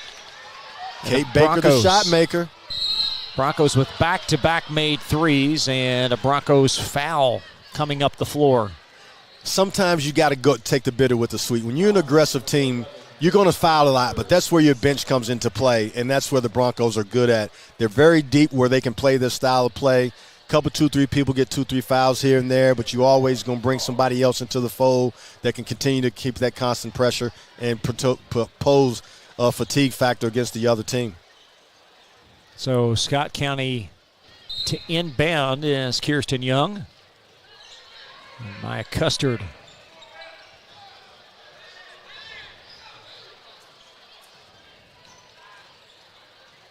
The kids just be strong with your ball, take on their pressure. There you go. Pass out of the traps. Somebody's got to be open. Back to Custard. Maintained her pivot foot. Number 3, Bell Banner flings it back to Nemaya Summers. Summers launches it and got it to go. Good aggressive move. Got the ball into the paint, got the ball up to the rim, and had a chance for it to go in. Great move. Summers with 4. Gorgonis trying to weave it in heavy confines. Here comes Custard. Too aggressive right there. They should have pulled it out. 3:45 in his third quarter. Summers veers it in, and Kate Baker fouls her. Here we go. Scott County's getting that confidence again. Going on the attack mode. Coach Harris has to be very pleased. Again, his team was down double figures in the second quarter. This is a great sign of a young basketball team, especially with a new coach. You know, you want that type of aura in your locker room, that type of aura and on your team. just compete. No matter what the score is, continue to compete, and I think that's what Scott County is doing. And when you compete at that type of level, always gives yourself a chance to win a basketball game. Oh, my, Summers drained those 2 free throws beautifully. 3-point game. 39-36. Baker, no, beg your pardon, that's Gregonis off the heel long, and Banner secures the rebound. And Custard called for the travel. Yeah, Coach Harris didn't like that. Got a great defensive stance. You had an opportunity to have a transition situation, just didn't take advantage of it. There you see Coach DJ Moberly peering on as the Broncos, they've really been held in check for much of this evening. Yeah, they have. I think because the zone has kind of slowed them down and neutralized some things a little bit, and Douglas hasn't figured it out. That was a great penetration, splitting the seams, getting into the paint for a good bucket. Gregonis floats it in, the lead at 5. It was tied at half. Now you got numbers, Scott County. Let's see what you can do with it. Bell Banner swirls out there. Summers cleaning it up on the backside. Up and in! Wow. Great second chance finish. Nehemiah Summers, 41-38 Broncos. Now Knowles drawing some attention. Carr's 3 swirls out. Look at Knowles just volley it up and down. Kept the ball alive. Tamaya Wade off. Knowles tapped it, pinballed over, and Kate Baker lassos it far sideline. Carr again. Scott County's got to get a body on someone. There's Knowles just ripping the offensive rebound away. That many opportunities, nothing good happens for the defensive team. Just relentless on the backboard as Frederick Douglass with multiple opportunities on that possession. And that was one of the major keys for both teams. One to dominate the glass, the others to neutralize them on the glass. And Knowles off the mark.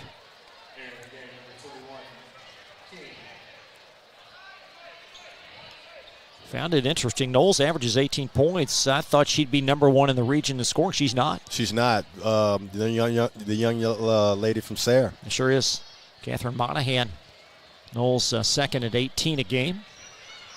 And how about that? Another offensive rebound, and Knowles lays it in from Kate Baker. Good offensive rebound. Good play by Kate Baker. 43-38. There's Diamond Purcell into forecourt. That's an 8th grader guarding that basketball like that.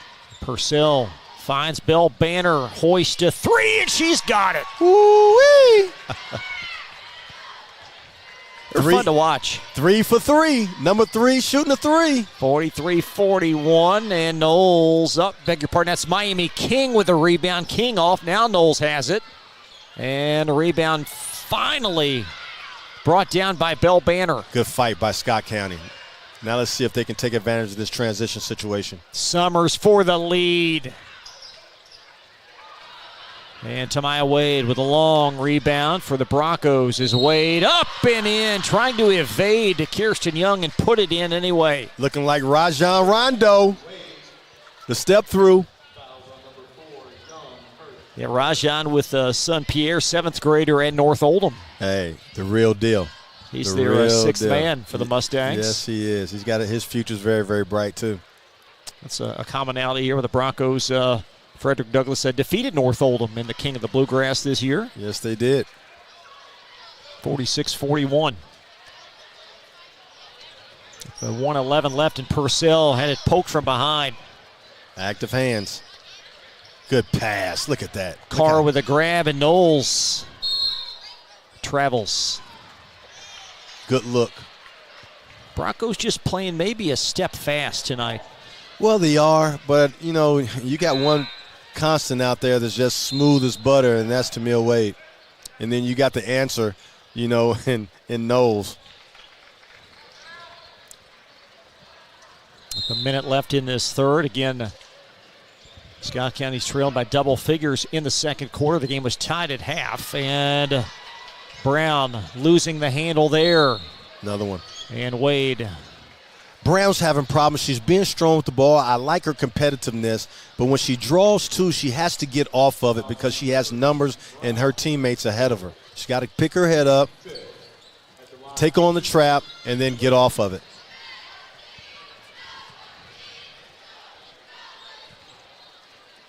So Wade back to the foul line.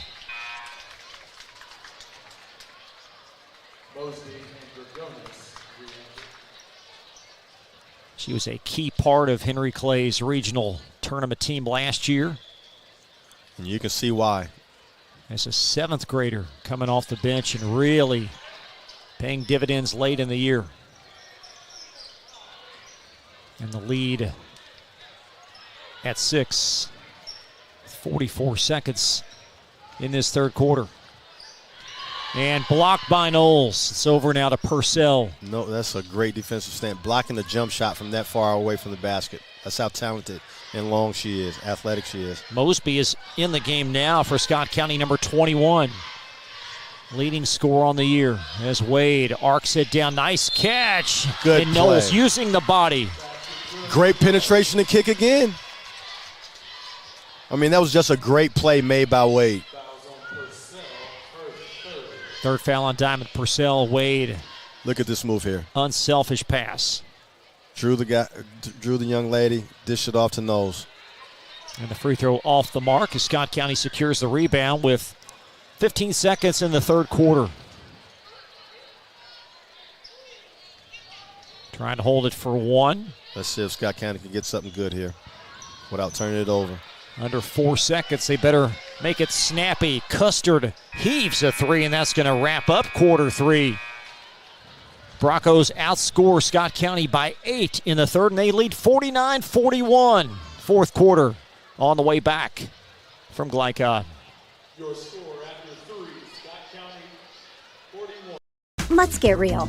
With us, you'll get a great education that can lead to a great career faster. Even better, you won't end up with crippling debt. College for the real world. College for your world. People want to define Gen Z, but that's our job. I wait tables, but last week I built a field hospital. I put out a forest fire. I stopped 1,000 attackers. And a natural disaster. I've saved lives. And led a team on patrol. I serve. Well, I go to school full-time. While I work full-time. The greater the challenge, the stronger we become.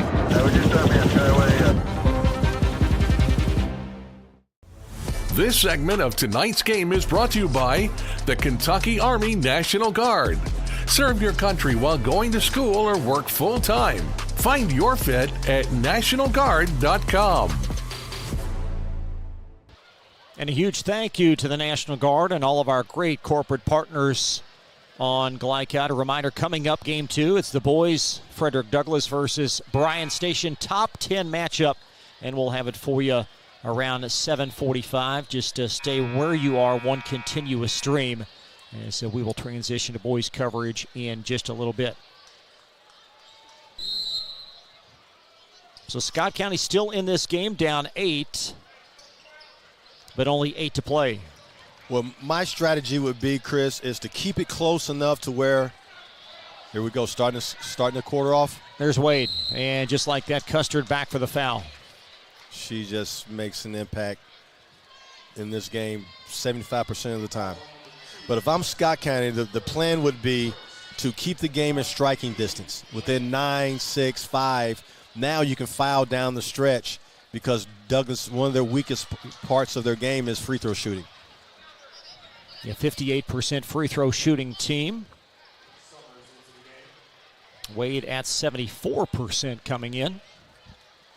As an 8th grader, she's one of the top free throw shooters on the team. And that's off the mark as Oakerly grabs a rebound.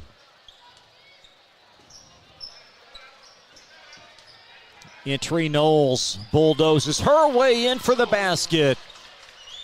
She's just bullying her way down there, posing her will and athleticism on Scott County. And the lead at 9, 50-41 with 7:25 to play.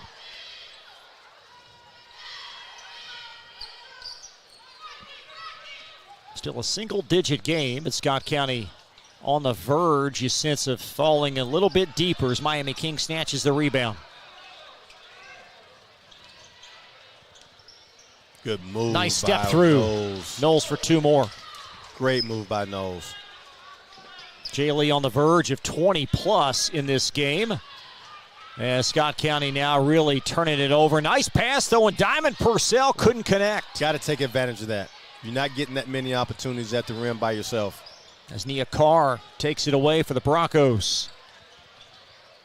Back to Knowles. Off the mark. And pinballed out. We're going to adjust the score. We've got an adjustment here at the site, so it's actually 55-41 Broncos. They're competing. Just, I don't think, have enough. Several positive building blocks, though, for Coach Toby Harris and his team tonight. No doubt about it. What you want to do when you're establishing culture is effort, energy, and the tenacity to never quit. That's off the mark from Wade. And that's what Scott County is showing right now. But yet another offensive rebound.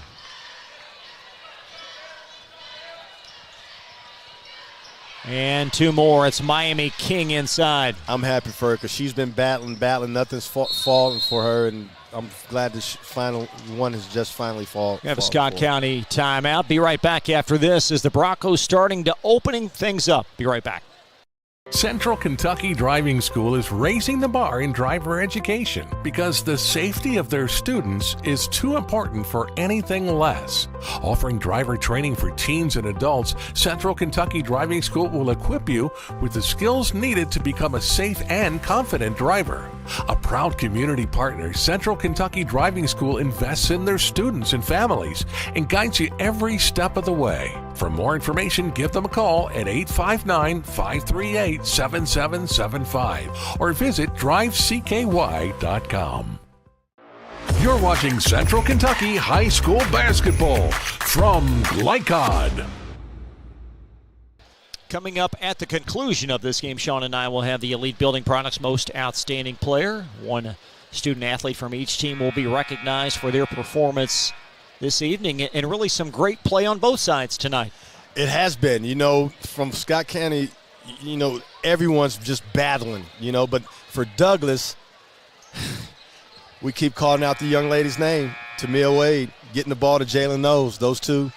And then also with Kate Barker making threes. Yeah. So that's been the basketball game. They've had Belle Banner play well, Adriana Brown. Yeah.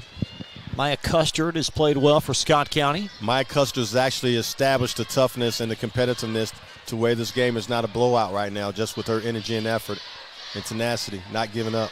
Cardinals 1 timeout remaining as Mosby arcs it in the corner. Got to attack the paint. See, right now, Douglas has Scott County back on their heels. And Gregonis could not hang on to that, so back to Scott County it goes. Got to be able to sustain the pressure. Got to be able to face it. Cardinals basketball, Scott County in action Friday at undefeated Madison Central. Scott True's bunch undefeated. Tell you what, both of those teams on both sides, men and women, are very, very good this year. We'll see Madison Central here next Friday night against the boys, Broncos. Got an up-and-coming player. My roommate's son, everybody's talking about Jake Feldhaus, averaging 20-plus points a game and 14, 15 rebounds a game. Off from Brown. Good play. Nice grab underneath. Miami King lost the handle on the way up. And Scott County into forecourt. That's Summers being badgered up the floor. And Brown bites the dust and travels. So Douglas pressure just doesn't stop. They'll ride you all the way to the other end baseline. Crowd really starting to file in on the right end zone side. Should be a fantastic crowd for what is going to be round 2 between Bryan Station boys and Frederick Douglass boys. Reminds me of the old days in Fayette County when Bryan Station, Henry Clay, Bryan Station, Lafayette, Bryan Station, Tates Creek. This is the Douglas timeout. It's a 30-second timeout. We'll keep things right here as the Broncos pause play. And with the Broncos, the school starting in 2017, you get the sense that these rivalries, although a new school's now entering the fray, these rivalries are almost back and even better than what they were before. Well, no doubt about it, because now the talent level is better in Lexington. These teams are much better. They're all players. Unfortunately, only one gets to go to the Sweet 16. Boy, that 11th region tournament's going to be so much fun coming up later this year. We got to so many solid teams, and we've been on the air, an hour and a half. Haven't even talked about Great Crossings boys team. No, we have not. And I'm looking forward to seeing them also. They were picked to win this region for sure, but what a surprise Douglas has been and what a surprise Bryan Station has been. So they got two really good teams that they got to get past to get to another Sweet 16. You got Henry Clay's having a really solid year. Exactly. Sayre on any given night. It can get you. So, it's not an easy night. Now Lex Cath having a pretty solid season. So the lead at 16. Now Tate's Creek's much improved as well. And how about that? They have a fantastic freshman also. So we'll see what the Broncos and Cardinals do here in the balance of this game, as Scott County had an early lead. The Broncos have played much of this game in front and a foul underneath as Knowles going back to the free throw line. Great penetration. Every time the ball enters the paint, whether by pass or dribble, something good happens. 2 free throws looming for Jaylee Knowles.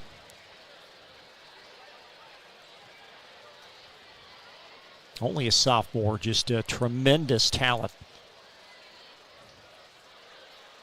Got to tighten up the free throw line, though. In order for them to really advance and get to where they're going, they got to be able to make free throws, especially down the stretch. Let's see what DJ says about that. Maybe ask him here in a little bit. I will. Try to get him on the air and see what that one's off the mark. Look at him right now. He put his head down. What is a good number for this team, you think, from the foul line? Well, you want your team to at least, see that right there. That's but they got the rebound. They got the rebound. That's the good thing about their team is they can go get the basketball. They can go get those misses. But in high school, you at least want to shoot 70%. You got Scott County looking down at just 62% as Wade volleys it back out to Kate Baker for a 3. Offensive rebound off of 2 missed free throws for a 3. But Wade's imprint is all over this game, as that's off from Summers. It is. She's a stat sheet stuffer. She's getting steals. She's getting assists. She's hitting threes. She's getting to the basket. She's forcing turnovers. She's moving her feet. She's dominating the other person on the other end. I mean, she does it all. Under 4 minutes now in this game. And as an 8th grader, she's only going to get better. That's off the mark from Knowles, perhaps a bit hurried as the Cardinals weave their way. Now get off of it. Here's Brown. Great move, initiates contact. Good aggressive move. And a foul. Good aggressive move. Sometimes when you break that pressure like that, got to get off of it because now everything's open. You got numbers. Pass it to somebody and make sure that they get a better shot than what you just got. Adriana Brown back to the free throw line. Get to score a basket without the clock moving. You're down 18. Let's see if they can make a run. Look at the Scott County bunch. They missed the last 3 regional tournaments. 12. You're down 12. I'm sorry. Down 18. 18. 60, 18. 42. But they missed the last 3 regional tournaments. But you get the sense if they replicate this performance, they've got a shot to come out of the district this year. Well, sometimes this is a test. You get beat, but you learn something about yourself. That you can compete against the best. And, to their credit, they've competed for the most part. They just got to continue to get better as a team. I don't think that they're going to see this type of pressure a lot, especially in their district, but it's a good test for them. 2 more for Knowles. Based on the formula thus far from Bryan Station, they've not done a whole lot. Henry Clay struggles from a girls' side. Sayre as well. You think Scott County might have a chance to get out of the district? Exactly. Being competitive like this. And two, this is their first time playing against this type of pressure in this type of atmosphere on the road. So you can go back to the drawing board, watch film and tape, and say, hey, show your kids you weren't strong with the ball at this particular time, and challenge them a little bit. And it's great for these girls to play in front of a crowd like this. Yes, it is. And it's tough to get a big-time win on the road, especially against a quality team like Douglas, but you do learn something. And it's still a long season, and you still can have some success, especially being a contender in this district when it comes about again. Just over 3 minutes left as this game was tied at half, but too many live ball turnovers. Scott County eventually kind of felt like they would give away against this pressure, and a held ball arrow to the Broncos. They're still competing. Sometimes you're just outmanned, and I think that's the case in this game here. Again, the boys, Bryan Station, Frederick Douglas will tip 20-plus minutes after this one. There's a three up top. Kate Baker steered that short. Wide open shot. She normally doesn't miss too many of those. Well, scores of people still filing in to the lower right. It's almost to capacity now, and the girls' game's not even over. 2:45 left. We haven't talked about this, but this game initially was supposed to be played last night, and we'll talk about the rationale for bumping it another night and how that came to be. Rebound up and off from Diamond Purcell. And the Broncos going to try to dribble this one out here. Just over 2 minutes to play as Wade arcs it up and in. She just takes what the defense gives her. She saw a gap within their defense and just went and attacked it. 65-42, 23-point lead. Tell you what, Tamia Wade just has a great feel for the game of basketball as an 8th grader. Very impressive. So many good young players on this Broncos team. Yes, it is. And like we said before, DJ Mobley has a team that's going to be reckoned with for years to come. Stolen away. There's Gregonis leaking out. McKaylee Bennett for two more. Good pass. Douglas is not letting up with their pressure. In the blink of an eye, as Mosby fumbles it out of bounds. This game has grown to a 25-point lead.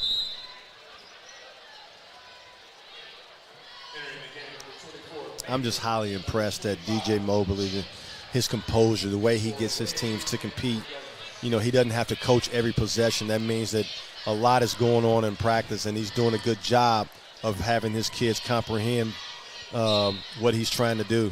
That means he's a really good teacher.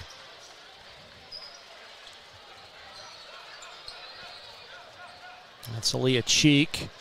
Handles in near wing for the Broncos. Now Peyton Okerley will have it. Yeah, he's kind of going to his bench now. Yeah, both teams bringing on a bevy of substitutes here. There's Cheek through heavy congestion. She'll head to the foul line. A strong move by Cheek. Split the gap and got to the pole, got a chance to get the ball up there and draw a foul. Take a look at the Broncos' upcoming schedule. We'll see them next week at Lafayette, who, by the way, is having a very solid season for Coach Allison Denton. And that one off the mark.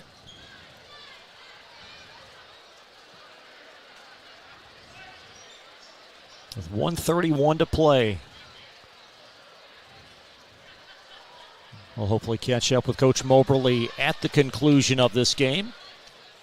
And the lead, game high, 68-42.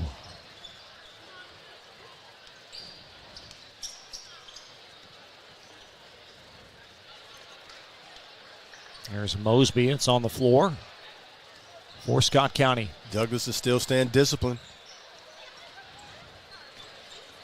And Megan Mosby as well is out there, as is Allison Mosby. And a minute left.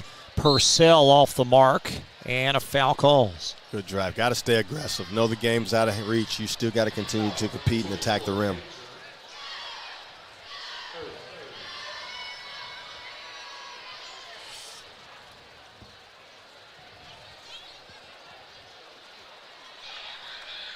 Yeah, that free throw a little bit short.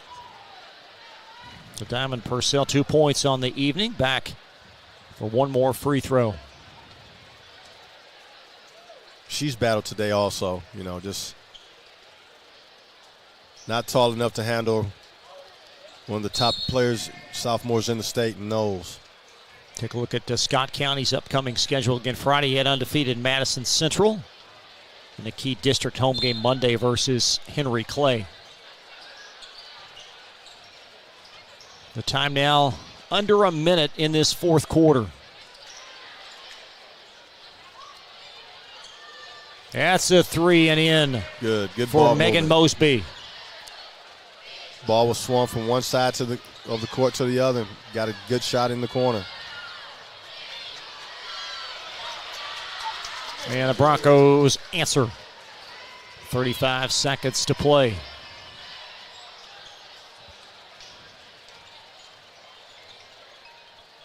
Mosby veering in.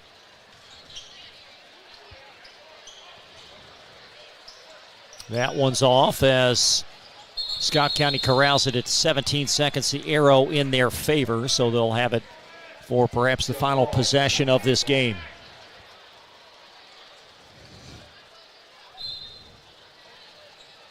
I'm sure Coach Harris is going to take a lot of things from this basketball game tonight. When he's, the good thing is he's learned a lot about his basketball team's character, from a competitive standpoint. They didn't quit. They were just outmanned and playing a tough team on the road. And I think he found a couple of players coming off deep off the bench that started tonight that can really help this team. Yes, he did. So that's going to wrap things up. Final tonight, 70 for Frederick Douglas, 45 for Scott County. Broncos improved to 10-3. Scott County falls to 5-6. We'll be right back after this. You're watching Central Kentucky High School basketball from Glycod. Let's get real. We offer a lot of the same courses you'll find at a four-year college. But with our small classes and personal attention, you won't get lost in the crowd. College for the real world. College for your world.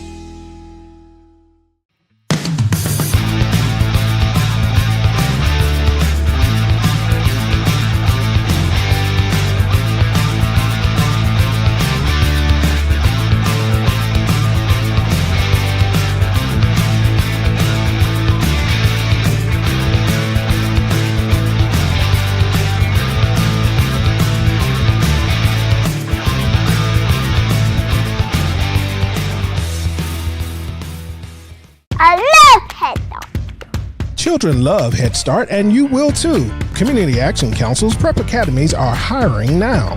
Head Start is an early childhood education program for children from birth to age 5.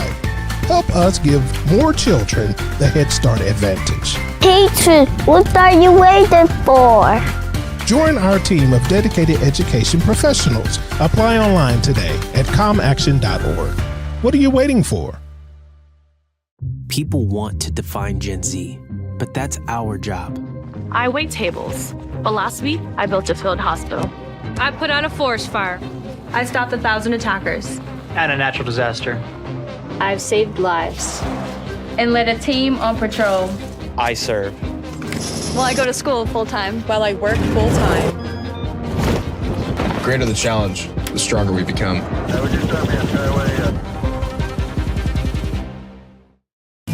Are you an HVAC and refrigeration tech looking for new opportunities? Tech24 is your single source for commercial HVAC, refrigeration, and kitchen equipment maintenance all across the country. We have exciting career opportunities with great pay and benefits in your area. To learn more, contact Brad at 864-549-8344 and check us out on the web at mytech24.com. 864-549-8344. Home of excellent service, support, and satisfaction, Lexington Outdoor Power Equipment is your one-stop mower shop. Family owned since 1985, Lexington Outdoor offers top brands like Husqvarna, Toro, Grasshopper, and Echo. Plus, free pickup and delivery. Located just 2 miles west of Douglas High School, they're open weekdays and most Saturday mornings. For more info, stop in or visit their website at lexoutdoorpower.com. Lexington Outdoor Power Equipment, the right equipment for the right job. For any of your window, door, and siding needs, contact the team at Elite Building Products. Their factory-certified, licensed, and insured contractors have been installing energy-efficient windows and doors for over 30 years. They also offer energy tax credits and military veteran discounts. Locally owned and open weekdays at 242 Wilson Drive, just off of the 27 bypass. For a free estimate, call 859-887-2440. Elite Building Products. Make a bold impression when you show up in a new Kia from Cartown Kia. Save $4,250 off a new 2024 Kia Sorento, or lease for $279 down and $279 per month. And new 2024 Kia Fortes, just $229 down and $229 per month. Or save more with rates as low as 0.9%. And don't forget our 10-year, 100,000-mile limited warranty. Give them something to talk about in a new Kia from Cartown Kia and CartownKiaUSA.com. Tonight's post-game recap is brought to you by Cartown Kia, your dealership for unmatched design, performance, and savings at 3120 Lexington Road in Nicholasville. Visit them online at CartownKiaUSA.com. Welcome back to Douglas. Final score in the girls' game. Broncos on top of Scott County, 70-45. We will transition to boys coverage in just a few moments. We also hope to connect with Broncos boys basketball coach, rather Broncos girls coach, DJ Moberly. Sean Woods is in hot pursuit of him. And in just a moment, we will have the Elite Building Products Most Outstanding Player as well. So more programming ahead. In between games, Broncos girls defeat Scott County 70-45.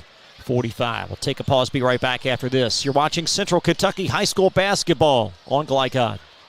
Bold impression when you show up in a new Kia from Cartown Kia. Save $4,250 off a new 2024 Kia Sorento, or lease for $279 down and $279 per month.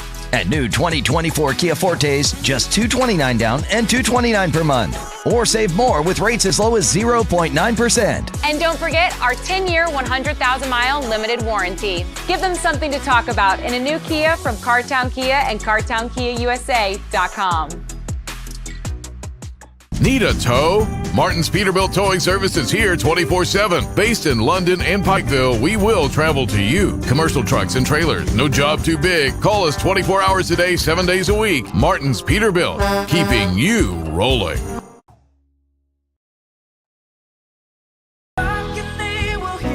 We all want our kids to grow up safe and healthy, so we show them how, and we tell them with honest conversations that let them know what we expect. That's especially important when it comes to alcohol and other drugs. Kids need to know the dangers and how to avoid them. And when it comes to pain medications, opioids, they need to know that they should never be taken without a prescription and never shared with friends or family. It's dangerous and illegal. So talk with your kids, because when you talk, they hear you. New recruit, take advantage of our apprenticeship program. Come out of our 4-year course debt-free. With health insurance, a guaranteed pension, a degree, and an electrical license. 3 words I'd use to describe the apprenticeship are opportunity, skillful, educational, solid career path, rewarding, beneficial, and a brotherhood. A life-changing opportunity. The cost of school is free. All your books are paid for. You go to school once every 2 weeks. All the other stuff is on-the-job training. The teachers here are great. They're all very, very knowledgeable. They're preparing you for what you're already seeing in the field. If you're struggling with something in school, sometimes your fellow students can help you work through that. Everyone's willing to help each other. It's like a big family. I love being a part of a union, something bigger than myself. This field is so vast. You can find something that you really love to do because there is so much you can do with it. I went from a job to a life-changing career. Power up your potential with the IBEW. Calling all football fans. Come on down to Roosters, where the wings are hot, the drinks are cold, and the good times never stop. Roosters is where you can catch all the action of the game and enjoy a delicious meal. Choose from 15 varieties of sauces. Even try our burgers, salads, and out-of-this-world pizzas. Something for everyone at Roosters. Dine in, carry out, or let us cater. Open late for the Night Owls. Visit our Richmond Road location or off Nicholasville Road by Walmart. People want to define Gen Z, but that's our job. I wait tables, but last week I built a field hospital. I put out a forest fire. I stopped 1,000 attackers. And a natural disaster. I've saved lives. and led a team on patrol. I serve. Well, I go to school full-time. While I work full-time. The greater the challenge, the stronger we become.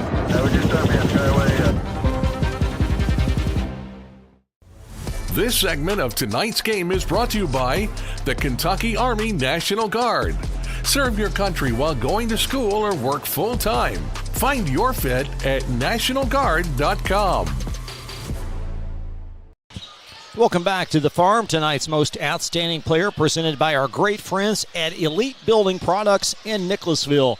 They're locally owned and committed to providing top quality products for your next home project. Visit EliteKentucky.com or stop by their Nicholasville showroom at 242 Wilson Drive in Nicholasville. Again, that's Elite Building Products. Tonight's MOP for Scott County, Bell Banner, 12 points unofficially for the Cardinals and for Frederick Douglas. Certainly, Sean Jaylene Knowles did some outstanding things offensively tonight.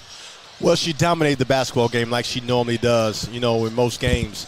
She's going to be a big-time rebounder, but she's on a great enough team to where they know how to find her in her sweet spots down low, and she's a big-time finisher. Solid performances as well tonight for Tamaya Wade for the Broncos, and again, balanced for Scott County. And I think both these teams, Sean, can take some positives away from this matchup. Yes, they can. From Douglas's standpoint, they haven't been able to practice, so this was like a practice game for them, and also to get into better shape and get the continuity back for when they first started and before the break. Now, for Scott County, they learned a lot about themselves. This film is the most important film that they've had all year. Just because they played against a quality team like Douglas, they had to go against some pressure that they won't see as much until they face Douglas again. And they were in the basketball game for a bit. Now you just got to take back, we got to be able to sustain for the whole game. And if we can do that, that'll give us a chance to win down the stretch. Broncos win 70-45. We'll take a timeout, then transition to boys coverage as you see 10 minutes ahead of Bryan Station. And Frederick Douglas should be something else. So glad you joined us. We'll talk boys basketball right after this pause from Glycod. New year means next level math, but even the best teachers can't always provide the personal attention each child needs. Mathnasium has a solution to help any student excel. Our caring, highly trained instructors use a range of teaching modes that ensure true foundational understanding. We're not about rote memorization. The Mathnasium method develops the critical thinking and problem-solving skills they need to succeed, with the option to learn face-to-face online at home or face-to-face at one of our 1,000 neighborhood learning centers. Mathnasium, we're changing lives through math. At Don Franklin, we're about more than just selling cars. We're about families, generations of them. Founded by my parents in 1968, we've been here growing alongside you. From the first family car to the newest model for the next generation, our values of trust, care, and commitment are in every handshake, every deal. With over 5,000 vehicles to choose from, check them all out at DonFranklinAuto.com. Don Franklin, driven by family. New recruit? Take advantage of our apprenticeship program. Come out of our 4-year course debt-free. With health insurance, a guaranteed pension, a degree, and an electrical license. 3 words I'd use to describe the apprenticeship are opportunity, skillful, educational, solid career path, rewarding, beneficial, and a brotherhood. A life-changing opportunity. The cost of school is free. All your books are paid for. You go to school once every 2 weeks. All the other stuff is on-the-job training. The teachers here are great. They're all very, very knowledgeable. They're preparing you for what you're already seeing in the field. If you're struggling with something in school, sometimes your fellow students can help you work through that. Everyone's willing to help each other. It's like a big family. I love being a part of a union, something bigger than myself. This field is so vast. You can find something that you really love to do because there is so much you can do with it. I went from a job to a life-changing career. Power up your potential with the IBEW. Home of excellent service, support, and satisfaction, Lexington Outdoor Power Equipment is your one-stop mower shop. Family owned since 1985, Lexington Outdoor offers top brands like Husqvarna, Toro, Grasshopper, and Echo. Plus, free pickup and delivery. Located just 2 miles west of Douglas High School, they're open weekdays and most Saturday mornings. For more info, stop in or visit their website at lexoutdoorpower.com. Lexington Outdoor Power Equipment, the right equipment for the right job. Stuck on the road? Call Martin's Peterbilt Mobile Service. Our 24/7 commercial roadside service, truck and trailer repair, and warranty service will have you back on the road in no time. Call us 24 hours a day, 7 days a week. Martin's Peterbilt, keeping you rolling. You're watching Central Kentucky High School Basketball from Glycod. Here with DJ Mobley. Coach, another dominating performance. Thank you, man. Thank you. No, you haven't been able to practice much, and you use this as a practice game. I was kind of skeptic. What was your thinking in the second quarter when you kept, Tamil Wade out and they kind of made a run a little bit? I think that, man, we was selling for too many jump shots at the time. I felt like the first half, Scott County had a good game plan. They came with a good zone, and I just felt like they just they made it difficult for us, and we didn't drive more. We played into their game plan. We started selling for shots. We didn't drive. We didn't go downhill. We didn't get to the free throw line. So that's how the first half I feel like went. And as far as the second quarter, that we struggled when Wade went out. What did you like about this team, even though you haven't had practices? You found a way to win. You got Miss Knowles and you got the 8th grade in Wade, who I think is probably one of the best players as far as knowing how to play basketball in this area. I just think once we came in the locker room, we had a good talk. I just told him we wasn't executing. I said we not right now. It's like we tired. Like we playing damn. We're not playing hard right now. And I get it too. Like I told the girl, I know y'all been off. Mental plays in it too. So I just felt like once we regrouped in the locker room, we came back out with better energy in the third quarter, and it kind of got us to turn the ball over and started getting our offense going a little bit. Last thing, you got practices coming up. What are you trying to get accomplished?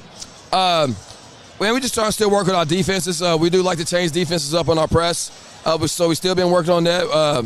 Just getting girls to compete harder, and understand there's no plays off. It's a couple times I watched tonight. It was a couple loose balls. We kind of looked at it before we kind of ran to it. So we got to know how to react. Well, Coach, you look marvelous tonight. You took care of business. Good luck down the stretch. Thank you. All right.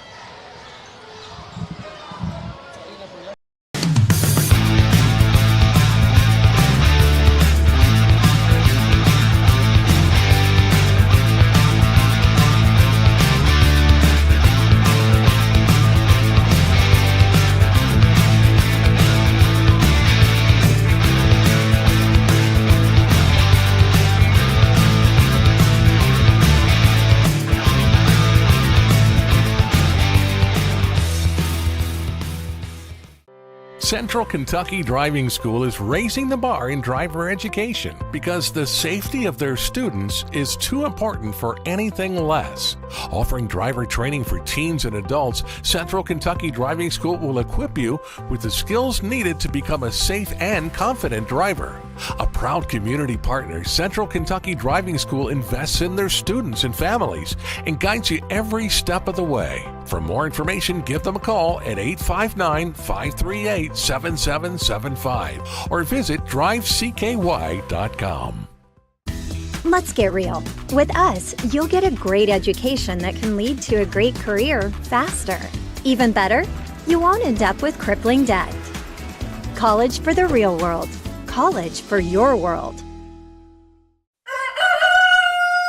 Calling all football fans. Come on down to Roosters, where the wings are hot, the drinks are cold, and the good times never stop. Roosters is where you can catch all the action of the game and enjoy a delicious meal. Choose from 15 varieties of sauces. Even try our burgers, salads, and out-of-this-world pizzas. Something for everyone at Roosters. Dine in, carry out, or let us cater. Open late for the Night Owls. Visit our Richmond Road location or off Nicholasville Road by Walmart.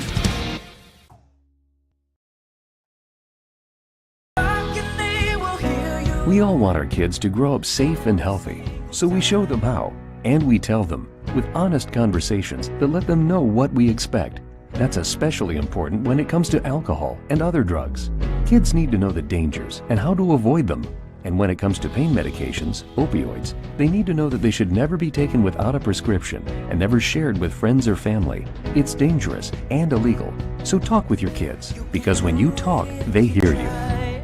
People want to define Gen Z, but that's our job.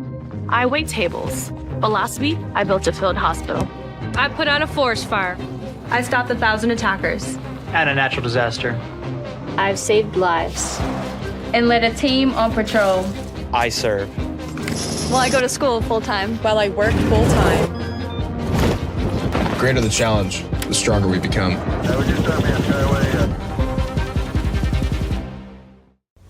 This segment of tonight's game is brought to you by the Kentucky Army National Guard. Serve your country while going to school or work full-time.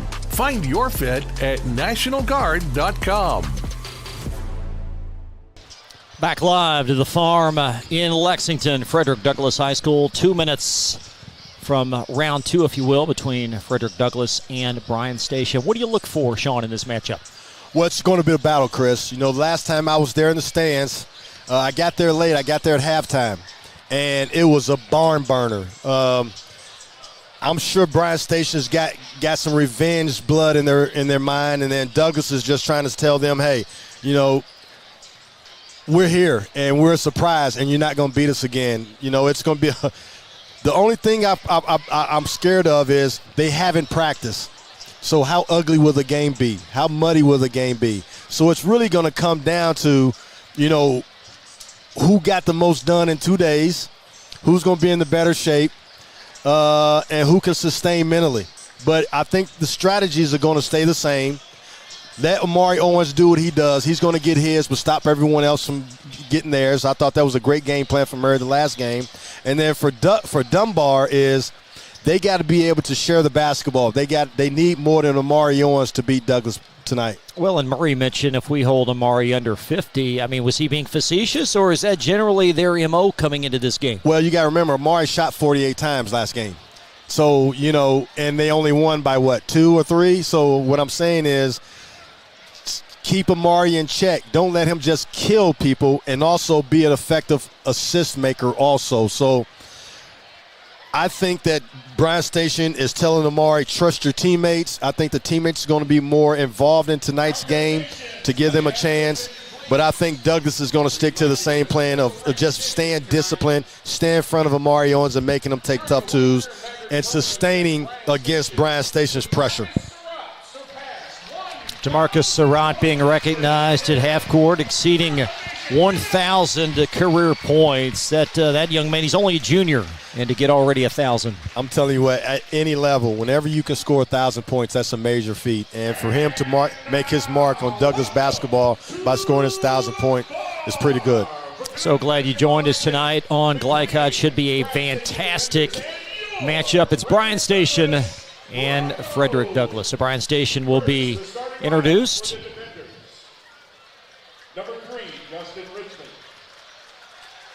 This is Station team coming into this game. Only 2 losses on the year. They're 13-2. Averaging 75 points per game. Some little nuggets here, Chris. Bryan Station and Douglas, the series notes. The series is tied 8-8. The two teams are 3 miles apart, okay? But here's the deal. Bryan Station, the score is they've scored 1,113 points to Douglas's 1,088 points. Only a 25-point difference in the two schools. Douglas has the longest winning streak of 4 games, though. How about that? The rivalry in every sport between these two schools. Yes, sir, but basketball, just a different feel. Yes, it is. And you could tell by the crowd tonight. I mean, it's a jam-packed crowd. I'm sure there's people out there still, you know, the fire marshal's not letting anyone else in. This is what high school basketball is all about. This is Kentucky basketball. Logan Busen being introduced, and Avion Chenault as well. So J.J. Jenkins introduced, but Avion Chenault, we're told, going to play his season debut for the Broncos this evening. I went to practice the other day, and I got to see him in the fold, and Coach Murray said that it almost didn't happen because he told him when the kid decided to come back, you had to practice at least a week. Well, before school was closed, he had only had 4 days. He was missing 1 day. So it allowed Murray to get another practice in before they play Bryan Station. So we can expect Chenault to play tonight against the Bryan Station defenders. Clayton Brooks, Zach Whitaker, Robert Gant, tonight's officiating crew. This is the first district matchup between these two teams, at least in terms of district seeding purposes. Two really good high school coaches in this area. One's been a high school coach for forever. Another has been a high school coach but went to the college ranks and now is back in high school in Murray Garvin. And just like that, Douglas is on the board. As J.J. Jenkins, the Woodford County transfer, as Bryan Station begins. Great start for J.J., especially in a game like this. Tate Robinson, the Orem, Utah transfer out, applying some ball pressure for Douglas here in the early going. They worked on this play yesterday, defending this play. When Amari Owens gets the ball, they're going to double down on him. And that's exactly what they did. Inside the lane, Busen contest, but the basket up and in underneath. Good fight. Great fight. That's Antoine Burton. And we're tied at 2. Coach Champ Lincoln and I talked. Antoine Burton has got to be a major factor is going forward. He's the missing link. They got to get a lot more out of him on a consistent basis. Logan Busen for 2. Great cut by Logan. Teams have made their first 3 shots to start this game, and a 4-2 Douglas beginning.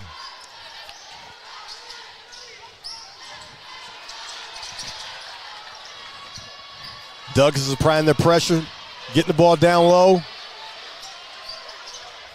There's Rashad Faulkner. Long jumper, swirls out. Rebound occupied by Tayshawn Adams. That's his specialty. For Bryan Station, leads him at 7 boards a night. The key to Douglas's defense tonight, what they were trying to do is every time the ball goes into the post, they're going to double down a little bit once the ball gets on the floor. I think they were late that time with their coverages, is what I saw Coach Murray trying to get accomplished yesterday in practice. Tayshawn Adams knocks that in, tied at 4. There's a Dakari Talbert 3, a little bit long, and a rebound off the baseline, or was it? We got a foul underneath. Champ Ligon working the sideline early as a foul summoned against his defenders. Well, Dakari Talbert, last game really lit Bryan Station up. You know, he had a miraculous game, had, I want to say, 15 points, 2 rebounds against Bryan Station the last game. But what really impressed me about him was he really controlled the game and handled their pressure. Antoine Burton making his presence felt early with a rebound, and Owens a little too quick that time. Tate Robinson out with it to 13, DeMarcus Surratt. Surratt shoulder down, basket in. Good strong move by Surratt. Took it coast to coast, took the bump, and finished at the rim. So Surratt his first field goal make, and Douglas by an early bucket. Tayshawn Adams hoisting a 3. And how about that box up by Dakari Talbert for the Broncos as Talbert hair on fire, up and off. And the rebound all the way out to Amari, and Amari long. And back for the Broncos foul is DeMarcus Surratt. It's going to be an up and down basketball game, Chris. 2 teams that like to get out and run. I think Douglas is really going to be the more controlled team, where Bryan Station gets off by being more chaotic. They want a more chaotic type of game more so than Douglas. Mari Owens, a couple of free throws looming. He's only a 51%er. And that's another place where he's got to get better at, too. He's too good of a player to shoot that bad from the free throw line. You look at all the points throughout his season that he's left at the foul line. Despite the misses, he still averages 27. No doubt about it. Just think if he shot 75% from the line as many times as he goes, he'd be averaging clear over 30 points a game. Owens again, short on both as a rebound occupied by J.J. Jenkins. 6'4", Frederick Douglas, nearly 3 minutes deep. As J.J. Jenkins swirling near sideline to 3, DeMarcus Surratt.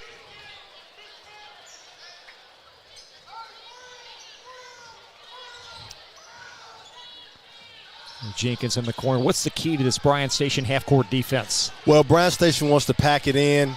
You know, they're not in their pressure right now. They just want to make sure they stay in front and make Douglas take a tough shot. There's Jenkins nudging it around. Tate Robinson launches a 3. His specialty, but it's long, and the rebound trickles off the shoulder of Tayshawn Adams. And possession stays Douglas. One thing that Douglas did a great job of against Bryan Station that neutralized their fast break was they offensive rebound. They beat them to the ball on the offensive glass last game. Inbound, Robinson in the seam.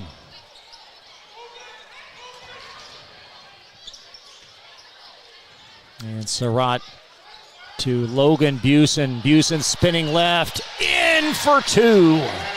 Big time move there. One dribble spin move with the left finish with the left hand. He is such a great athlete. Tremendous football player. He's an underrated basketball player. He's a special piece for this Dunbar basketball team. And the foul. Douglas basketball team, I'm sorry. Prior to the shot. As Murray Garvin conversing with the official. And side out underneath for Bryan Station. Be Justin Richmond to flip it in play. They know that Amari Owens is trying to get to the rim. In the seam, Faulkner, left hand fade away and floated out by Surratt right to Justin Richmond, and Surratt in the passing lane. DeMarcus Surratt up for two. Great move.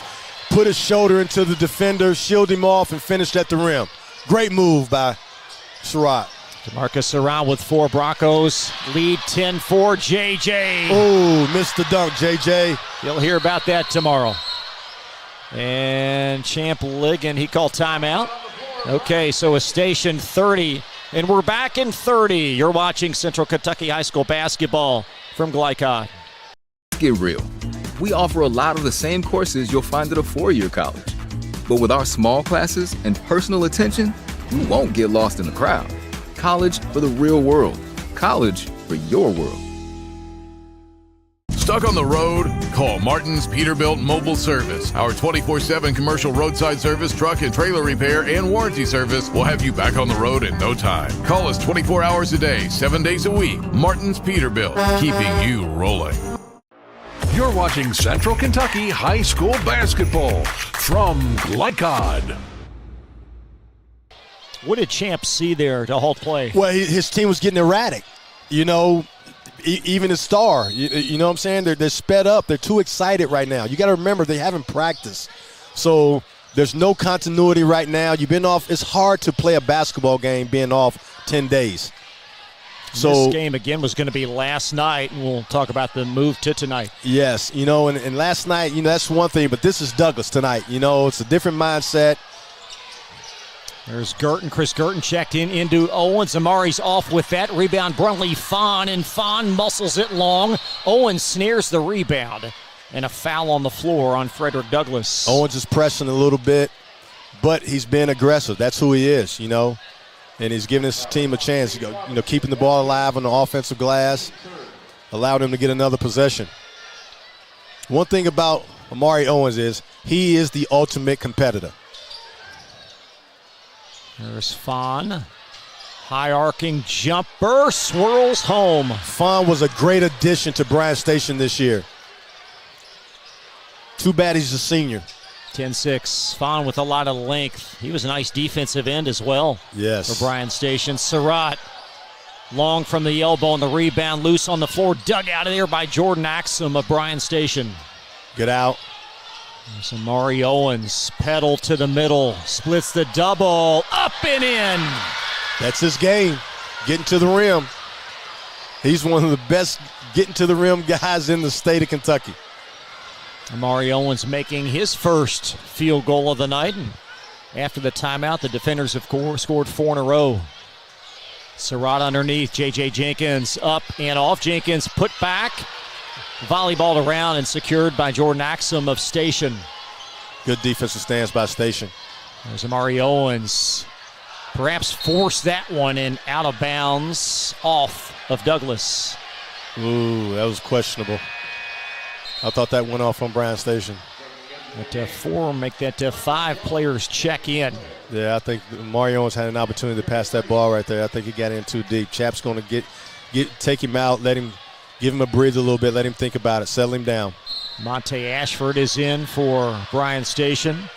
Justin Richmond is back in. Several Broncos in as well as Axum feeds the post. Ashford at the elbow, back to Chris Girton. As you can see, every time that ball goes into the post, they're going to double down. Where do the points come from with Station's 5 on the floor? Well, this is where Bryan Station has to get better. They got to trust each other to go score the basketball. There's Adams in +1. That's where you got to go first. And then after that, everybody else has got to take hold and fill in the void. You know, don't be afraid of the moment. You know, go attack, be aggressive, shoot the basketball. Great patience and a nice entry from Girton. And I think that's a major strategy for Champ, you know. And I think even when Amari's in the game, you got to go inside to out. Adams long with that free throw. So Station, they've run off 6 in a row to tie this game at 10. It's Travis Jones on the floor, and he throws it away. Tayshaun in the passing lane and lost it on the way up. And the Broncos have it. And unforced as Surratt rifles it right through James Clare out of bounds. Well, Bryan Station was able to speed Douglas up right there and force him into a turnover. Douglas had the numbers, but because they were uncomfortable, they threw the ball away. Now Travis Axum, rather a Jordan Axum on the point for Bryan Station. And it's going to stay with the green.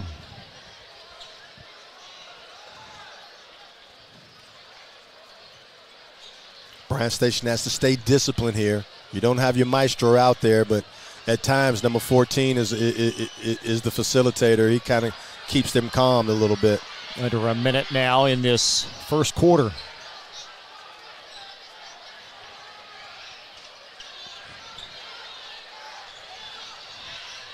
Ashford plows right through James Clare. Good step up. Taking that charge, Claire. That's giving it up for your team. Great idea, Ashford. Just got to stop under control. Terry Kaysen in for Douglas Hill inbound. And DeMarcus Surratt back to his companion, Travis Jones. Bryan Station in their 1-2-2 zone. Full court press. Jones hoisting a deep three. Oh my, off to the left. Rebound snatched by Tayshaun Adams, 35 of Bryan Station. They've got a chance to take the lead here after falling down 6 early. Yeah, they do.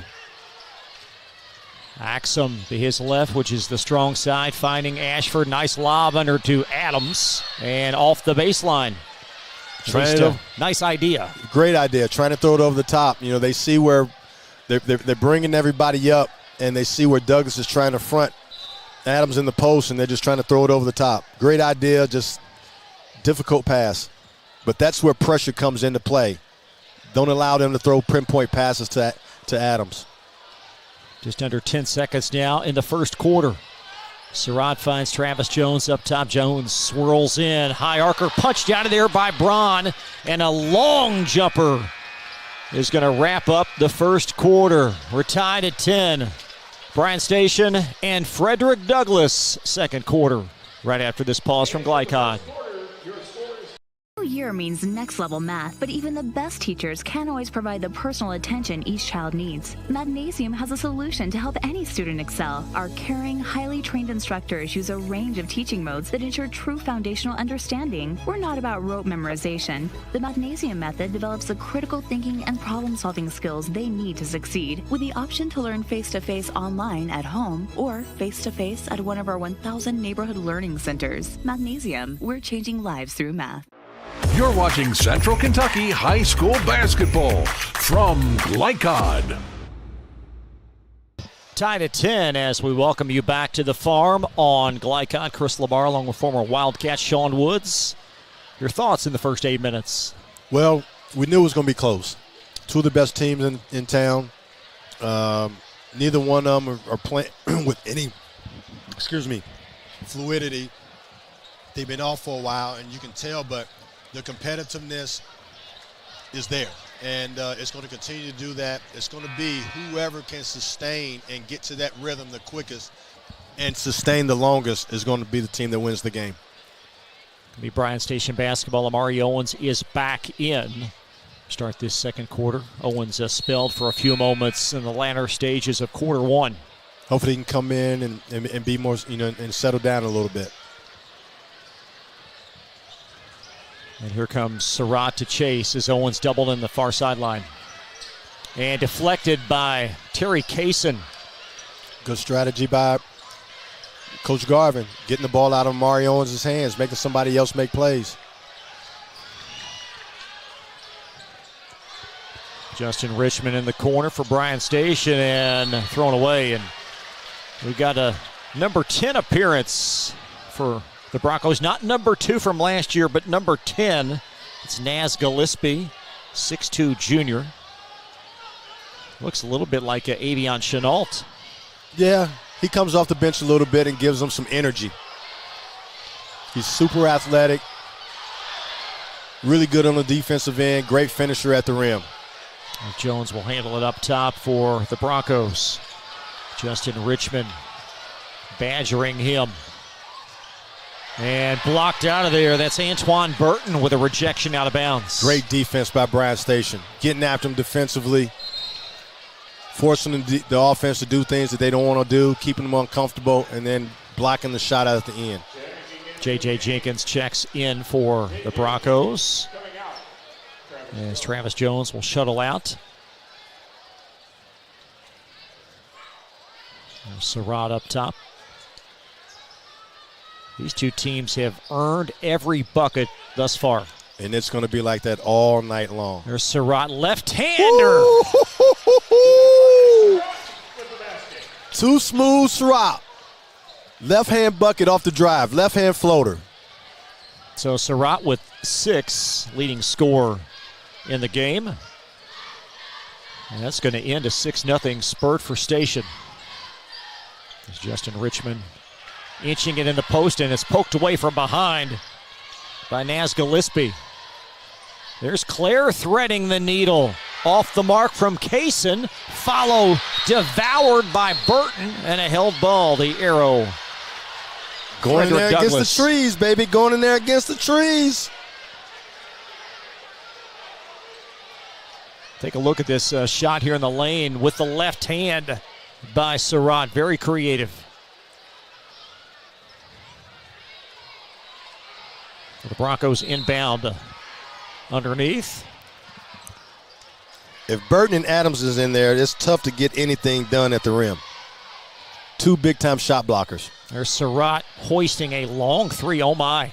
Poked away from behind, and Jenkins able to corral it for the Broncos. Claire a 3. And well over the top, no whistles. The ball secured by Kaysen. Kaysen went up, got that one. So 3 opportunities on this side of the floor for Frederick Douglas as they try to extend the early lead.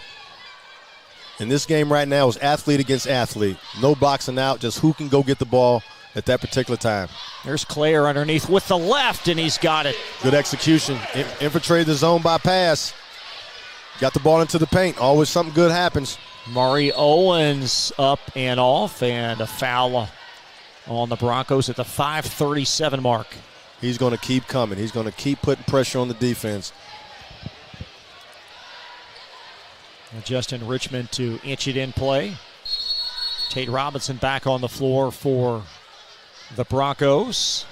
As DeMarcus Surratt will get a much-deserved rest.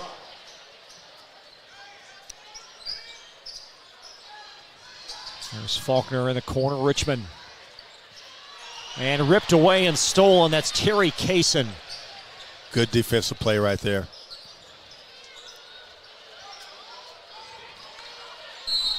And over and back. So Richmond initiating the play, and Jenkins with a miscue, and it's back to Bryan Station. Well, Richmond got his rock taken, and then he made up for it by forcing a turnover on the other end. Monte Ashford back in for Justin Richmond. Both these teams go very deep. Well, both of these teams like to play up-tempo, so when you have a great up-tempo team, that means you're very, very deep. There's Owens trying to carve some space. Now Faulkner. Adams been the most proficient scorer, and there's an and one. Great move by Adams. He's got to do a lot more of that. Every time I watch him play, he gives me something else. He gives me something else out of his bag. Last year, I thought he was the most important player in high school basketball just because of he and his brother, what they brought to the table from a defensive and offensive rebounding standpoint.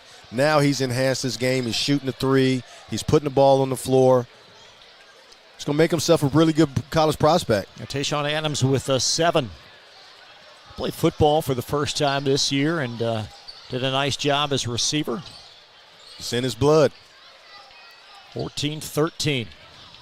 The grandson of George Adams, former standout at Kentucky, Lafayette, and with the New York Giants. Possession underneath for Frederick Douglas. Logan Busen going to sub on for the Broncos. And Gillespie will take a rest. 14-13.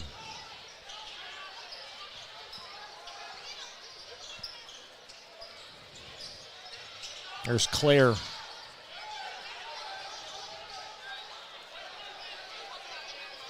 Douglas trying to take the time to see what they got. What he's got, trying to survey the ball's got to get in the paint. Jenkins on the bounce and a whistle will net 2 free throws. Good move, good strong move. Got to put pressure on the defense. Can't just let them just stay there. If a guy's guarding you one-on-one, you got to be able to get by him and make somebody else take. And if not, clear lane to the basket. Either foul and one, or just make the basket. And Jenkins well off the mark. You see Coach Champ Ligon, his second stint at Bryan Station. I'm not sure there's a high school in 30 miles that he's not either coached or assisted at in his career. And on both ends. He's coached women, too. He's a tremendous head coach. Interception, basket, good for J.J. Jenkins. Way to make up for it, J.J. You missed 2 free throws, and you get a steal, put the ball back in the hole. There's over 4 minutes in this second quarter. Largest lead was 6 for Douglas. Now they lead by 3. Owens through traffic, and he'll get the bounce. Good strong move by Owens. Amari now with his second field goal. He's got 4 points. Robinson knocking in a 3. That's Tate Robinson.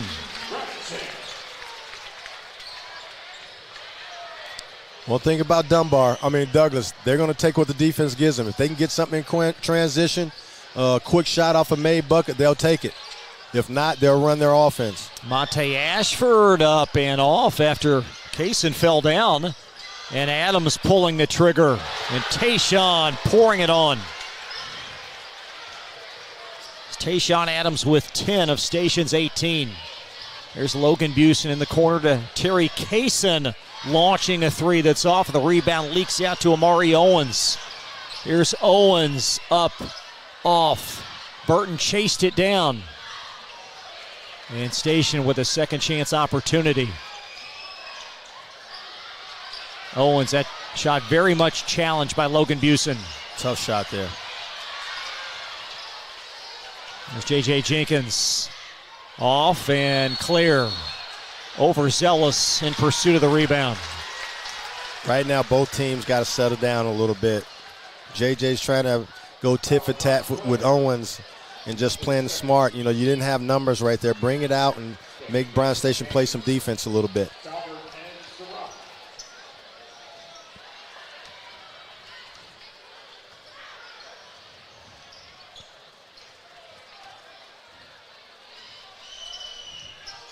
Monte Ashford, again a turnover, trying to feed the post at a poor angle. Long outlet, Jenkins catches. Good pass. Great pass. JJ with 6 points in a 21-18 Broncos lead. Great pass by Dakari Talbot. He's the maestro to make this team go. Boy, he played well in the championship game of the Lexington Catholic Tournament. A foul underneath on DeMarcus Surratt. Good strong move by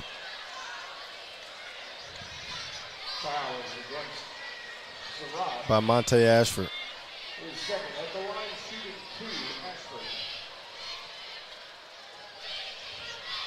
You see the assist just rifling through congestion by Talbert. So 2 free throws for Monte Ashford. Monte Ashford got a little bloodline going on in Bryan Station. His father played for Champ back in the day for Bryan Station, so he knows what that Bryan Station tradition is all about. You got about 3 or 4 kids that's on this Bryan Station team that parents actually played for Bryan Station, and actually for Champ. That lets you know how old Champ is when he's coaching his former players' kids. I think he loves it as much as he ever has, though. You can just sense the intensity on the sideline. I'll tell you what, I've heard nothing but positive of every kid that's ever played for Champ, every coach that's ever coached with him. They just praises his, give him his kudos. And that's a lot to be said, especially being at a school like Bryan Station. Mr. Curry Talbert back to Tate Robinson. And Station could really help themselves by making some free throws. They've left several points on the board. Curry Talbert up top for this Frederick Douglas team. Both these teams average in excess of 70 points, being held in check, at least thus far on offense. They're average 70 points, and they shoot subpar at the free throw line. There's a Jenkins hoist. Oh, my. Well, long with that one. The rebound secured by Tayshawn Adams, and he'll float it back to Ashford. There's Amari Owens. Owens veering left. Ooh-wee! Don't do him like that, young fella. Owens was 6. You can almost sense that was coming. And no doubt about it. He was licking his chops. A one-on-one situation where Douglas is big, no chance. DeMarcus Surratt long with that. 3 in Station. A bucket here would give him the lead. There's Tayshawn Adams bulldozing his way in. 1-point game. It's a barn burner. Tayshawn with 11. Right now, the pace is favoring Bryan Station. It's an up-and-down ball game. They're limiting Douglas to 1 shot and getting out in transition. Station with the lead. 55 seconds in this first half.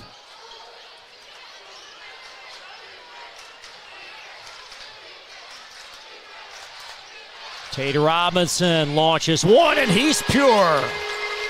Great skip pass. Great execution versus the zone by Murray Garvin. Robinson, a 50+% three-point shooter on the year. Monte Ashford, long with that answer attempt. And off the baseline and off of Bryan Station's Tayshawn Adams. Or was it? It's off of Chris Girton, excuse me. Now, what do the Broncos do here in the balance of this half? Well, you got to make sure you get the last second shot. You get the last shot in this quarter. So you got to execute your stuff all the way down and don't give Bryan Station an opportunity to steal the basketball. So be strong with your ball while you're trying to execute. I'm sure he's going to start the play at probably about right now at 12 seconds. Mr. Curry Talbert being shadowed by Amari Owens, under 10. There's Talbert drawing some attention at 4. Jenkins baseline. Kaysen heaves it. It would count, and it's short, and that's going to take us to half.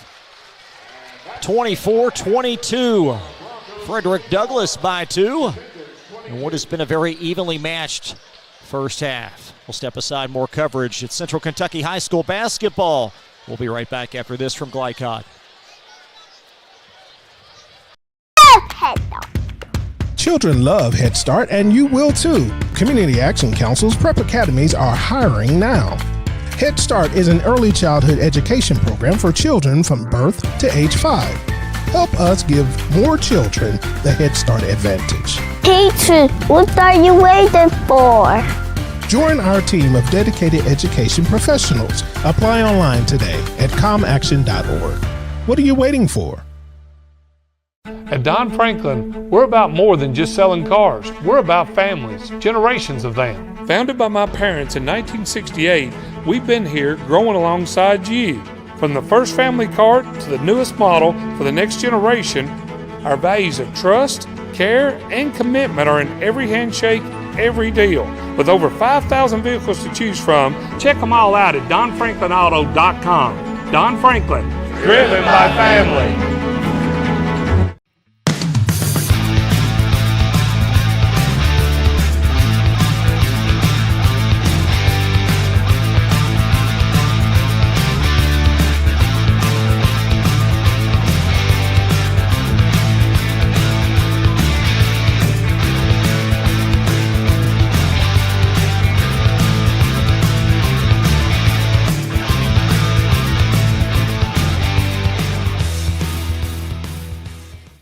For any of your window, door, and siding needs, contact the team at Elite Building Products. Their factory-certified, licensed, and insured contractors have been installing energy-efficient windows and doors for over 30 years. They also offer energy tax credits and military veteran discounts. Locally owned and open weekdays at 242 Wilson Drive, just off of the 27 bypass. For a free estimate, call 859-887-2440. Elite Building Products. Are you an HVAC and refrigeration tech looking for new opportunities? Tech24 is your single source for commercial HVAC, refrigeration, and kitchen equipment maintenance all across the country. We have exciting career opportunities with great pay and benefits in your area. To learn more, contact Brad at 864-549-8344 and check us out on the web at mytech24.com. 864-549-8344. Home of excellent service, support, and satisfaction, Lexington Outdoor Power Equipment is your one-stop mower shop. Family owned since 1985, Lexington Outdoor offers top brands like Husqvarna, Toro, Grasshopper, and Echo. Plus, free pickup and delivery. Located just 2 miles west of Douglas High School, they're open weekdays and most Saturday mornings. For more info, stop in or visit their website at lexoutdoorpower.com. Lexington Outdoor Power Equipment, the right equipment for the right job. A new year means next level math, but even the best teachers can't always provide the personal attention each child needs. Magnesium has a solution to help any student excel. Our caring, highly trained instructors use a range of teaching modes that ensure true foundational understanding. We're not about rote memorization. The Magnesium method develops the critical thinking and problem-solving skills they need to succeed, with the option to learn face-to-face online at home or face-to-face at one of our 1,000 neighborhood learning centers. Magnesium, we're changing lives through math. Tonight's halftime report is brought to you by Mathnasium of East and West Lexington, sponsor of tonight's Scholar Athlete. Mathnasium unlocks the math potential in every child. Back at the farm, Frederick Douglass on top of Bryan Station at the half, 24-22. I'm Chris LeBar, along with former Ben Jobe National Coach of the Year, Sean Woods. Sean, what'd you think about this first half? Seems like both teams really struggling on offense. We knew it would be. That was what we were going to be afraid of tonight, Chris, because they haven't been able to do much. Even though Bryan Station got to play yesterday, you can tell the timing's not there. You can tell the continuity's not there.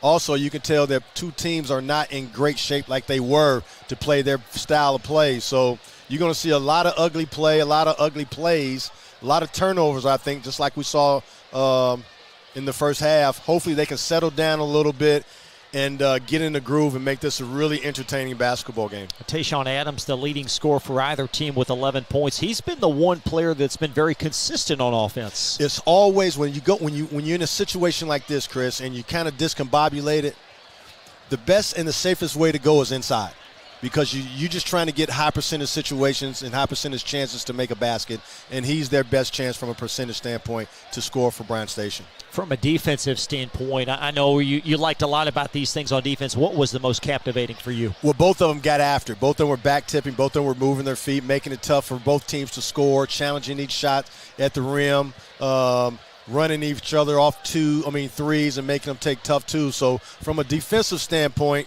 it's been a pretty good game. From an offensive standpoint, and we are engaged in offense. It hasn't been as good of a game offensively as it was when they played early in the year late last year at Lexington Catholic. And again, this game initially was scheduled to be played last night. It got bumped for a night. Tell everybody about how that occurred. Well, what happened? Talking to Coach Garvin was, he called Champ and said, hey, two of the best teams in the district shouldn't play in a big-time district game without having to practice. So it gave Bryan Station the opportunity to play a game, but it also gave Douglas at least 2 to 3 days to practice, to have some type of gym time before you play one of your most toughest foes all year. And good job for both coaches to work together to get something perhaps better for the kids. Well, no doubt about it, because both teams are fairly even, you know what I mean? And you want to be at your best.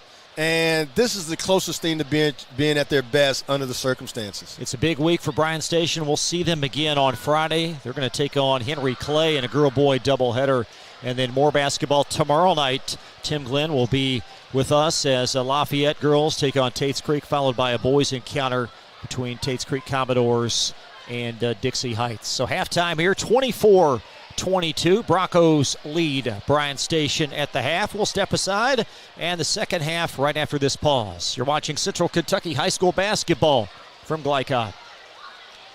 For any of your window, door, and siding needs, contact the team at Elite Building Products. Their factory-certified, licensed, and insured contractors have been installing energy-efficient windows and doors for over 30 years. They also offer energy tax credits and military veteran discounts. Locally owned and open weekdays at 242 Wilson Drive, just off of the 27 bypass. For a free estimate, call 859-887-2440. Elite Building Products.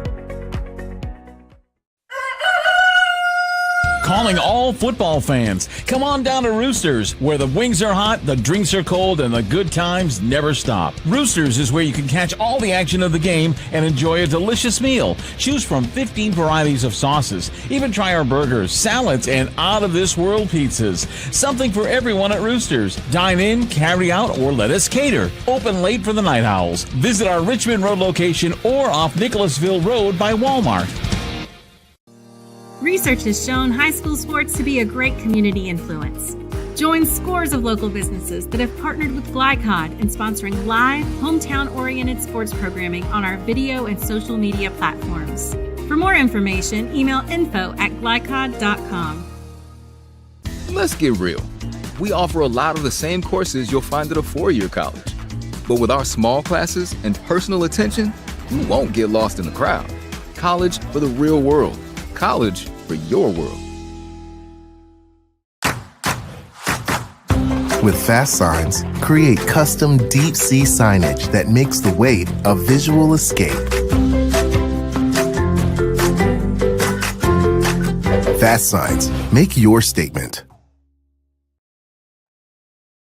When it comes to vaping, the truth can get clouded. So let's make it clear.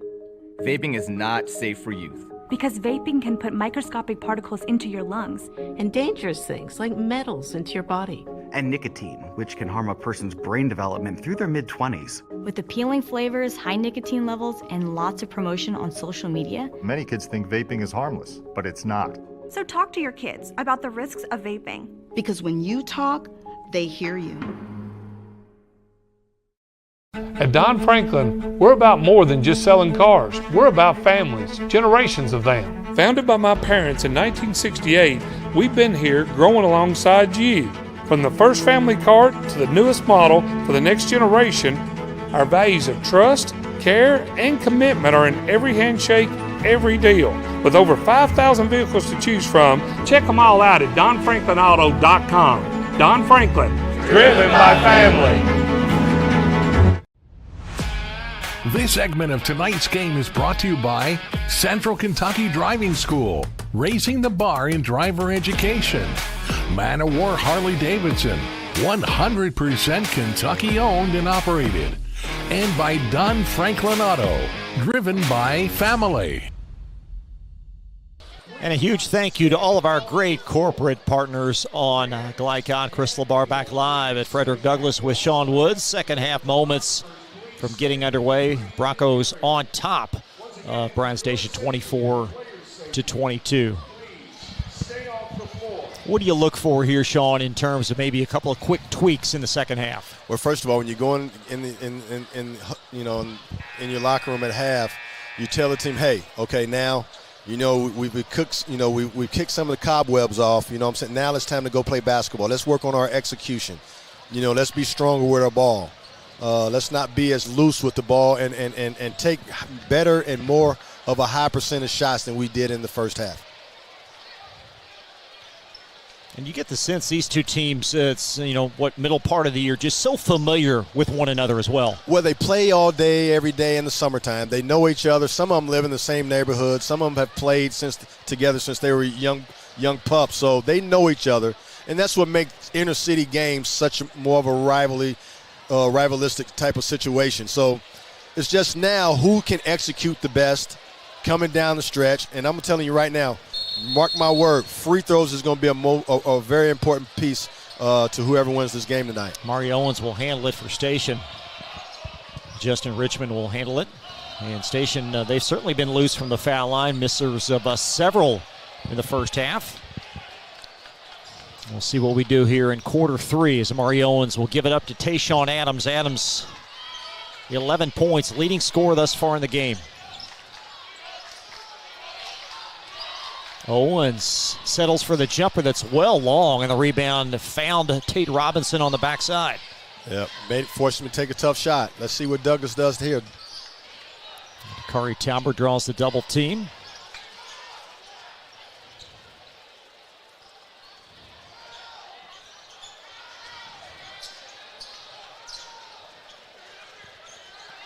Bryan Station's in a 2-3 zone. His Station half-court defense been very solid this evening. Lob pass, Surratt! Woo! Go get it, baby! Great execution by Murray Garvin. They worked on that particular play yesterday in practice versus Bryan Station zone.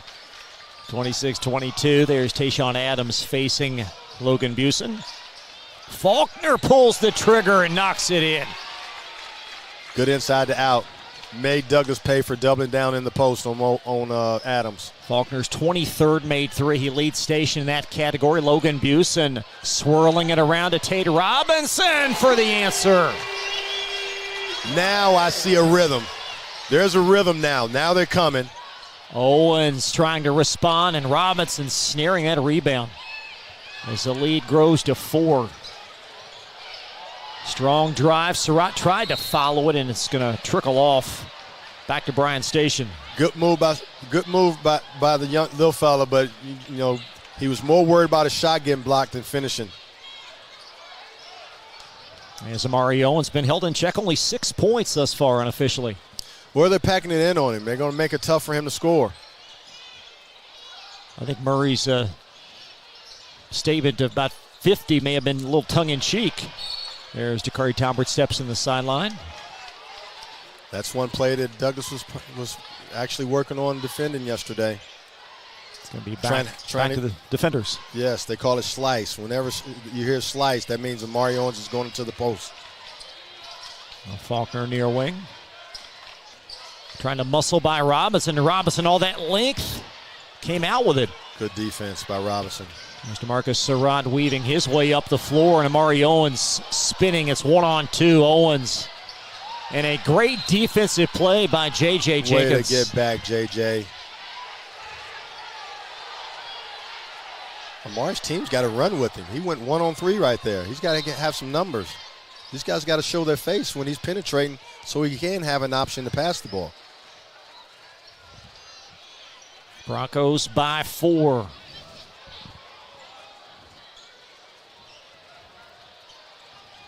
And Owens hoisting a deep 3.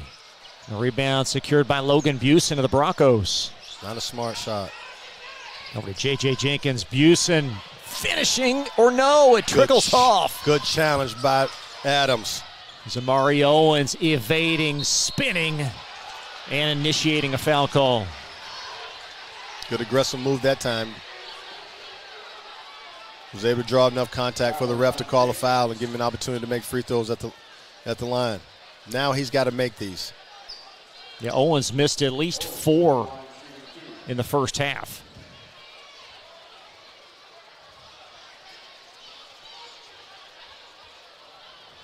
And his game continues to grow and blossom. These are key parts of it, Sean, and you know that.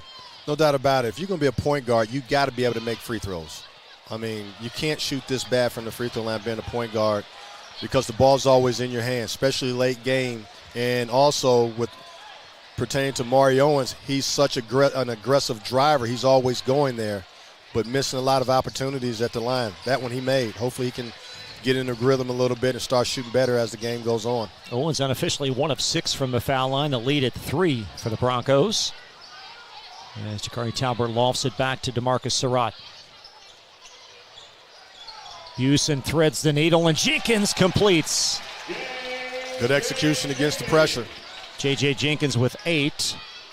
Broncos once led by 6, now it's at 5.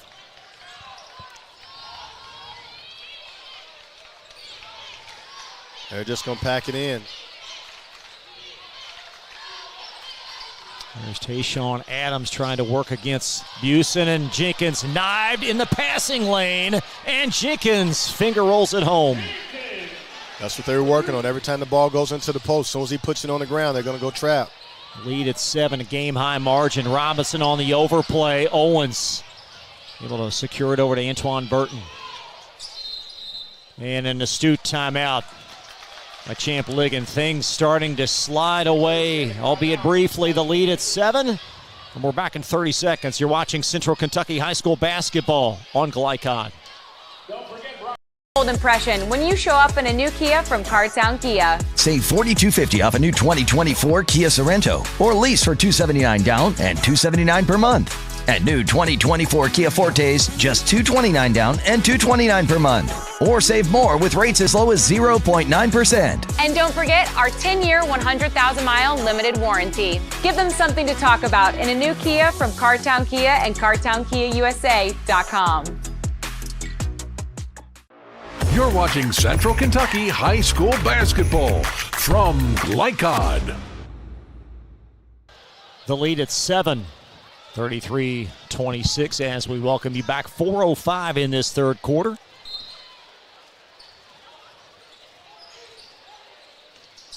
There you go, Champ. Draw up something. There's Adams trying to nudge it down to Antoine Burton, and it's going to be out of bounds and belong to Bryan Station. Champ sees that they're coming with a double team once the ball goes into the post. Now he's got to make an adjustment of where the ball needs to go once they do double down in the post. And the shot underneath on the inbound, and Jenkins secures for the Broncos as Busen finds Robinson, and Tate Robinson starting to fill it up from 3. Like I said, Douglas is going to take what the defense gives them. If they get something in early offense, they're going to take it. If they don't, they'll bring it out and they'll run their offense. Great strategy by Murray Garvin. And Broncos, after the make, call timeout as the lead now grows to 36-26. Now, Tate Robinson, he has had a severe impact in this game, and he's made 2 big threes in this quarter. There's always room for a shooter in every team, and that's who Tate Robinson is. The ball's moving, he's been aggressively getting into the paint, and he's just sitting there licking his chops like and shooting darts. Robinson, 4 made threes tonight. Again, a 50% three-point marksman coming in, leading that category for the Broncos. And the ball is getting to him religiously and also smoothly. You know, he's not taking any contested shots. Every shot that he's making is within the offense. A slight delay in play on the far sideline. I'm not exactly certain. There may be a question as to which player subbed in or out. And it will be Station ball as everything appears to be ironed out. 3:38 on the clock in this third quarter. Again, Douglas led by 2 at halftime. Jordan Axum back on, played sparingly in the first half for Station. There's Brunley Fawn, and Fawn off, but the follow blocked out of there by Robinson, and a foul. Ooh, that's kind of questionable, Chris. I thought that was clean there. Great challenge on the dunk. And then they get into the offensive rebound. I thought that was a good block, but I guess Mr. Brooks, who's the referee, didn't see it that way. 2 free throws from Monte Ashford looming as Robinson cited for the personal.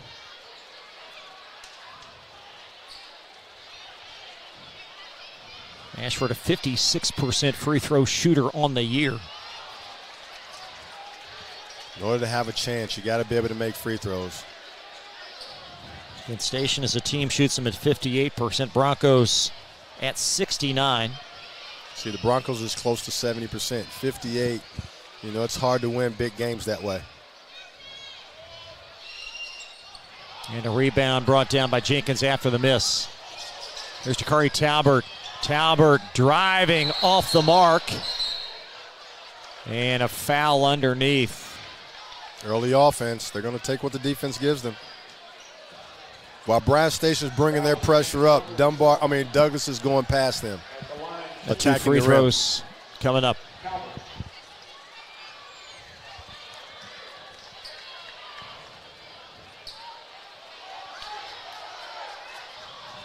Calvert's an 81% free throw shooter coming in, and really, with the Broncos playing deep into the football postseason, he is acclimated very well with the basketball team with limited practice time. Yes, he has, and he brings a physicality from that football field to the basketball team. He was the football team's leading rusher at over 800 yards and didn't even start. His brother started over him. Yeah, and also he had almost 200 yards in receiving and only one touchdown with all those yards. He's an incredible talent. Man. Lead at 11. There's a Station mired in a slump here. He got to 4 points in this quarter. Amari Owens near wing. Owens up and off, cleaning it up. Oh my, Fon missed it from the doorstep. And a foul on Bryan Station. They're making it tough on Amari right now. This is where you got to trust your teammates. You're drawing people. You're doing a great job of penetrating and drawing people. Now you got to get off of it and trust your teammates to make plays.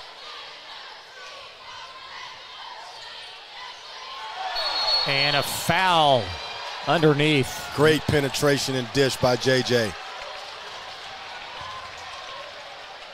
So DeMarcus Surratt to the foul line for 2.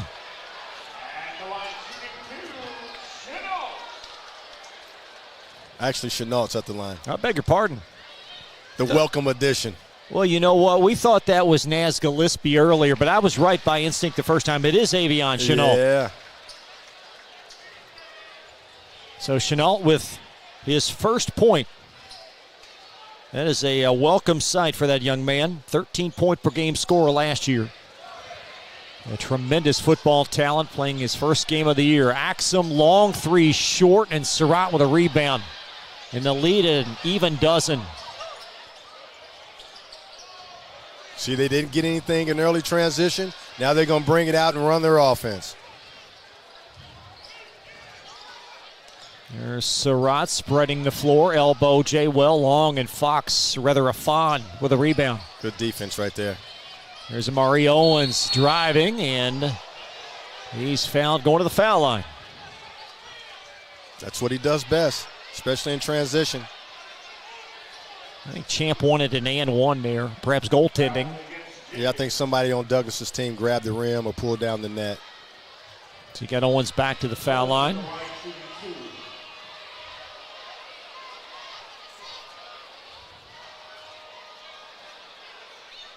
And that one's short. Take one more look to see if there was perhaps occurred very quickly. Terry Kaysen in as Bryan Station certainly doing themselves no favors tonight at the free throw line. No, they're not. And they're not making enough shots to really give themselves a chance right now. So you got to make the free throws when they come about. Now we've played 30 minutes of live action here in Station, not even a point a minute in this game. No, and that's very uncharacteristic of them this year. But give kudos to Murray and his team for being prepared, just like they were at Lexington Catholic in December, to stop their juggernaut, to stop them in transition, to limit them to one shot. And then also take advantage of their pressure, make it go against them. You know, my math was never my specialty, Sean. We've not played 30 minutes yet. We've played 16 plus 6. We've played 22 minutes. You think it's the fourth quarter. But in any event, it's been a slow night offensively. Is there a timeout even called there? I think that was something going on the floor that they had to sweep up. I see. Yeah, so a dead ball timeout. And Bryan Station back to the free throw line one more time. Yeah, somebody dropped their nachos, Chris. Yeah, that's not good for traction down on the baseline.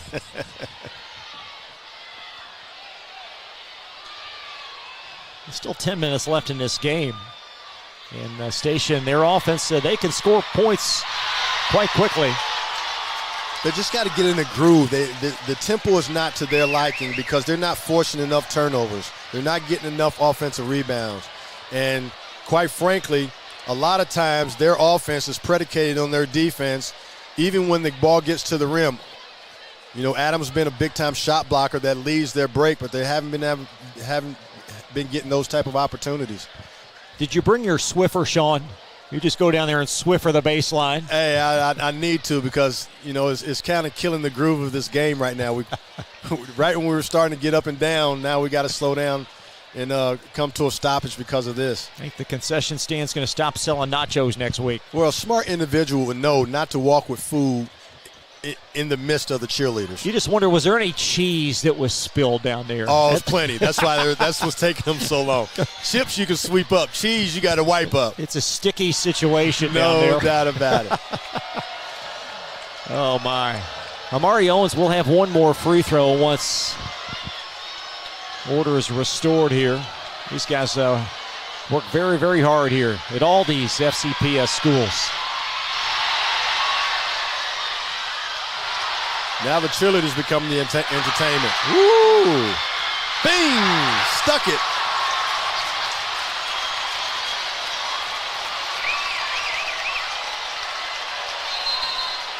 Bronco cheerleading crew here was here very early this afternoon practicing, and again their home opener for boys basketball.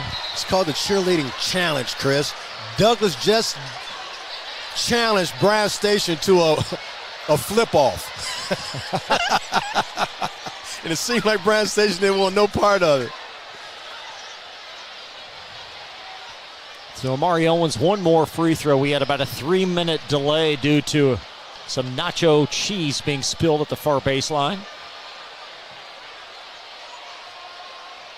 Owens for one more.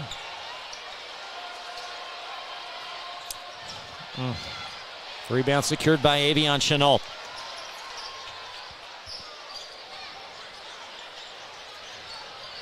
As Travis Jones back in, he played a few moments in the first half. Yeah, he's a starter. Terry Kaysen launches a three. Looked good off the mark. And a rebound brought down by Tayshawn Adams. There's Amari Owens for the basket. One of the easiest buckets he's had all night. Owens now with 9. And the lead now at 10. Broke the pressure. Now let's see what Murray Garvin's got intact for this offensive possession. Just watch DeMarcus Surratt. He knows this offense like the back of his hand as Travis Jones puts it in. Good strong move going left by Travis Jones. Surratt just positioning Tate Robinson. He knows where everybody belongs on offense. There's Girton, blocked away by Surratt. Great defensive play by Surratt. Travis Jones off. Surratt follows. And there's Avion Chenault. Under a minute now in this third, and a traveling call. Yeah, Surratt got too anxious right there. He saw that lane, and he was going to get it. Just didn't have his feet right. Surratt subs out to Curry Talbert back on. And Station's going to replace Jordan Axum with Rashad Faulkner. Got Nate Cohen coming in for Frederick Douglas. Cohen in for the first time. 6'5" junior, averaging 4 points tonight. He'll wear number 12, and he's going to shadow Brunley Fawn, giving away about 45, 50 pounds. Yes, he is. 38 seconds as Adams squaring up against Avion Chenault, and Adams muscled it off, but a foul on the Broncos. Chris, I don't want to be tedious, but I'm a basketball coach. I don't like the body language that I'm seeing from Bryan Station right now. It looks like Douglas is more enthusiastic. They got more juice in their legs. They're high-fiving each other, looking like they want to be here, where Bryan Station looks like they don't want to even be here. There's no cohesiveness, and there's no rhythm to what they're doing. On either side of the floor. As Adams one more from the foul line.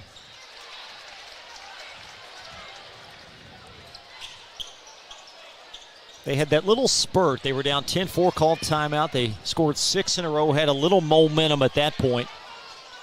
But you're right. It's not been a polished and intense performance by them. 20 ticks left in the third quarter. Terry Kaysen eyeballing the clock.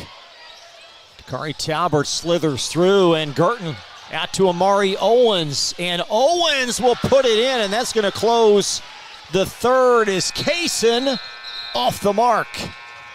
So Bryan Station with 4 straight to wrap up the third, and after 3, Frederick Douglass on top, 40-32. You're watching Central Kentucky High School basketball on Glycod. We'll be right back. Let's get real. With us, you'll get a great education that can lead to a great career faster. Even better, you won't end up with crippling debt. College for the real world. College for your world. People want to define Gen Z, but that's our job. I wait tables, but last week I built a field hospital. I put out a forest fire. I stopped 1,000 attackers. And a natural disaster. I've saved lives. And led a team on patrol. I serve. Well, I go to school full-time. While I work full-time. The greater the challenge, the stronger we become.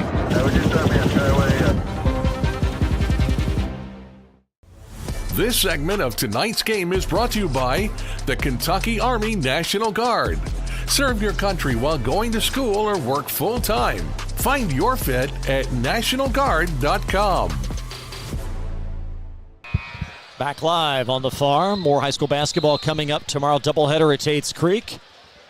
Lafayette girls and the Commodores start at 6 o'clock, followed by Dixie Heights boys and Keaton Belcher's Commodore boys. Then Friday, a doubleheader, Bryan Station and Henry Clay. Coverage both nights at 6 p.m. So Bronco basketball, 40-32 advantage. Bryan Station scored the last bucket of that quarter. Maybe that can give them some momentum and some energy going into this fourth quarter.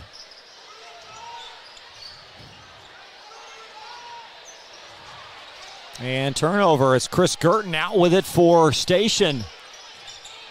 Now Amari Owens, that would have got him going perhaps, and the rebound secured by J.J. Jenkins of Douglas. Jenkins cuts from Robinson for the basket. Good player movement, good ball movement, good unselfish play. Oh my, and fumbled forward off of Amari Owens. Great play by Justin Richmond to get back, and it's going to give him a basket, or at least give him a possession as it's off of Surratt. Good hustle back by Justin Richmond. Amari Owens got to take what the defense gives him. I think he's forcing a little bit right now. He's got to trust his teammates a little bit more. They're packing it in on him. And then again, on the other side, his teammates has got to become and have that look in their eye like they want to play. There's an entry to Tayshawn Adams. Diagonal pass, Owens flings a three, and he's got it. That could get him going right there. He just needs to make one. You could just read his body language, almost a sense of relief after that went in. Yes. Mr. Curry Talbert through a double team.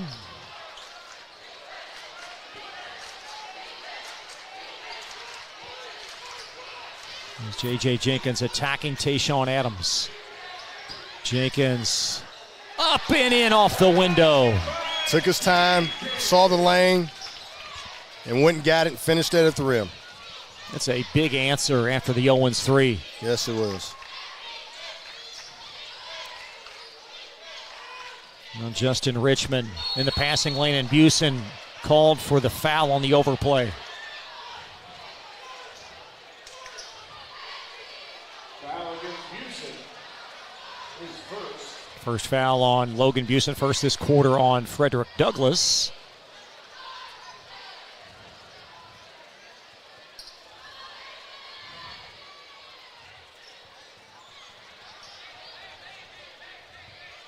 As Justin Richmond will inbound.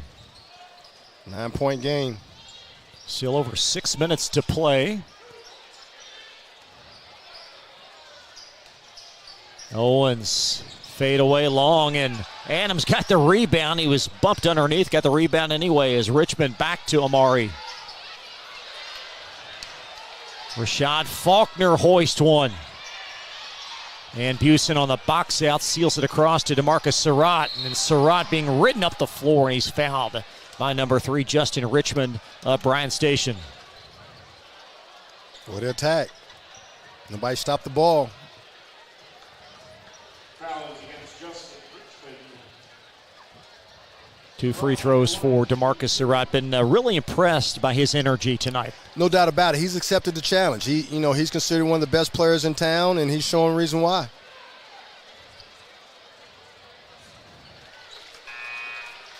Lead back to 10. This is not the same team that I saw earlier with Bryan Station. I thought what made them good was everybody was involved. Everybody was in their pressure. Everybody was getting involved offensively. The ball was moving, and everybody was happy. Now it's like a two-man game. Nobody else is stepping up from a production standpoint offensively. So how do they get that back? Well, here's Owens in for 2. He's got to keep doing what he does, but he's got to trust his teammates. And then 2, his teammates got to become more aggressive with him. And just like that, Jenkins again answers. See, they're just going right at their pressure. And 2, when your defense is not as good when everybody's not scoring, When your offense is stagnant, your defense is stagnant too for the most part, and that's what I'm seeing in Bryan Station right now. And Justin Richmond on the handle. They're not forcing the turnovers that they normally do. But then again, kudos to Coach Murray to prepare his team for Bryan Station's pressure. There's Faulkner baseline. Now Owens spinning for Bryan Station. I'll adjust the score here at the site.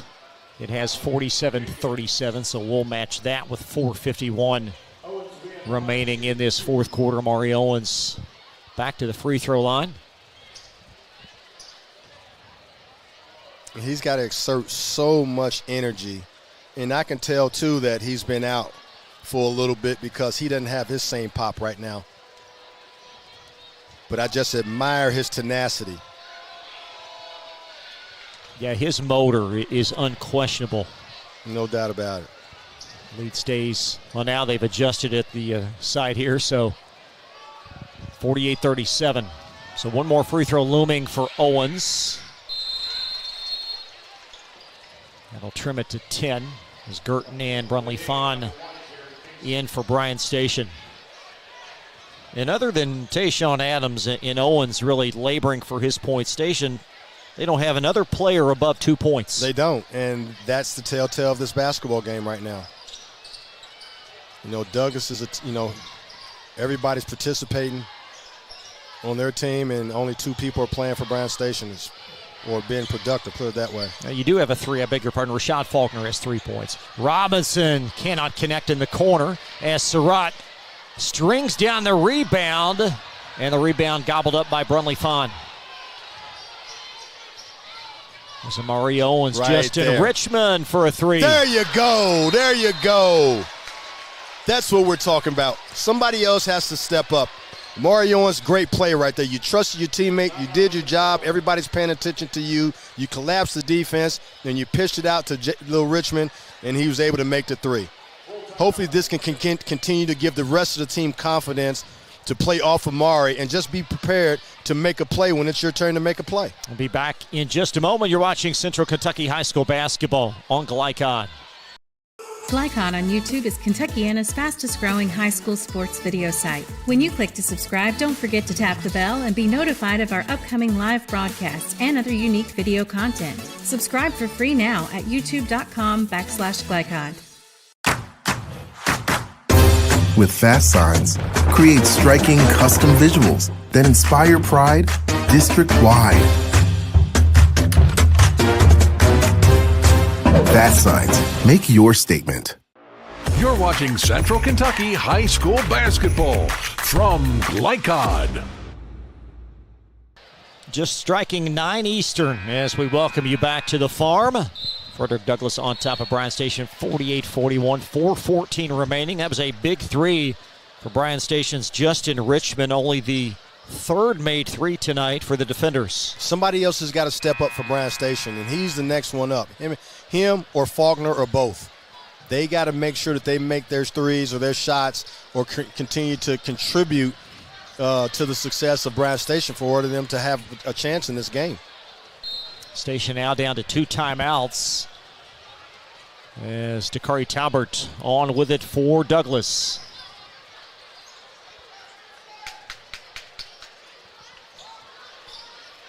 There's DeMarcus Surratt, and there's a Girton at the teeth of that defense. Got to make sure you're strong with your ball. There's Logan Busen spinning it to Robinson. There's the marksman long with that three, and a rebound snatched by Tayshawn Adams. Well, Richmond was open in the corner. There's Owens veering in, and foul underneath on Logan Busen. Good defensive stint right there by the defenders. See, in transition, I like that. You know, it gives him an opportunity to attack and get to the basket. And if he doesn't, you know what I'm saying, he's going to the line. But he's got to start finishing these free throws in order for them to have a chance. There you go.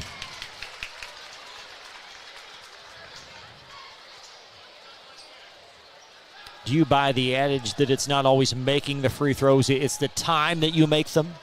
Well, you always have a chance because of your hustle. You know what I mean? As long as you can stay in the game, you know, give yourself a chance, you know, it's good. But oh, my. Champ Ligon was pleading for that out-of-bounds call, but it will belong to Douglas as the nearest official did not see it. 2-possession game, still 3:38 to play.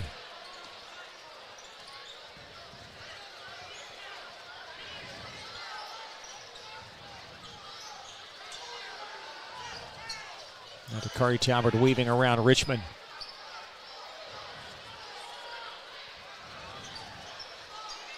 Logan Busen spinning in the corner. Tate Robinson a three, and a big one, his 5th made three. Big shot by Tate Robinson, but great execution. Penetrate, drew the 2 guys, and kicked it out to the best shooter in the gym. Robinson with 15 tonight. The lead at 9, under 3. Mari Owens.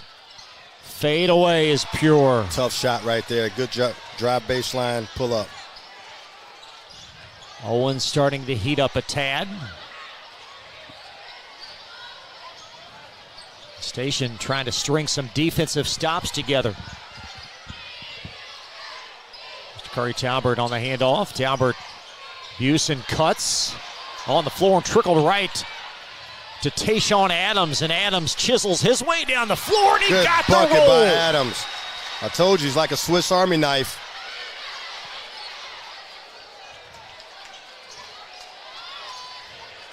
(51-46) with 2:11 to play.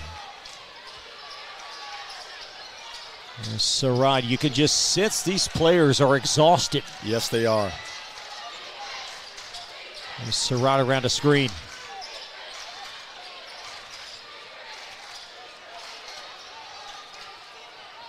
Dunbar's got to remember the time is on their side as long as the clock's moving. And touched last, I believe Richmond got a hand on it. It stays Douglas. They're winning. They just got to protect the basketball and take high percentage shots from here on out. The main thing is get a layup. If you don't, you draw and you got a wide open three, you take that. But other than that, nothing but layups. That Station with only 1 foul as well. That could be to their detriment here in the final 145. There's Surratt in the corner to J.J. Jenkins. And that might be a smart foul by Chris Girton. Well, it stops the clock. Bumps him up to 2. 137. And Brunley Fawn will shuttle out for Bryan Station. What is their plan on defense here in the remnants of this game? Excuse me? For Bryan Station on defense, I mean, what are they? They got to force turnovers. They're trapping now. You know, they got to force turnovers to lead to transition opportunities. There's Surratt. Over now Talbert. And Champ Ligon said foul, and Justin Richmond commits the third Bryan Station foul. A few folks heading out of here. It's some great crossing student athletes down to the left. They're going to get an early trek home. Yeah, you see the future Wildcat walking down the steps of the bleachers. As Douglas will inbound, there's Talbert driving, and Richmond with the foul. It's a shooting foul. Fourth team foul, and Dakari Talbert for 2 free throws. Smart foul, make him earn it at the line. Now let's see if Douglas can make their free throws down the stretch. Well, you mentioned it would be a difference in this game. And it has been. Just think how close the game would be if Bryan Station would have made at least 2 or 3 more free throws. There you go. Lead at 6 on the Dakari Talbert make. These two teams will meet again January 31.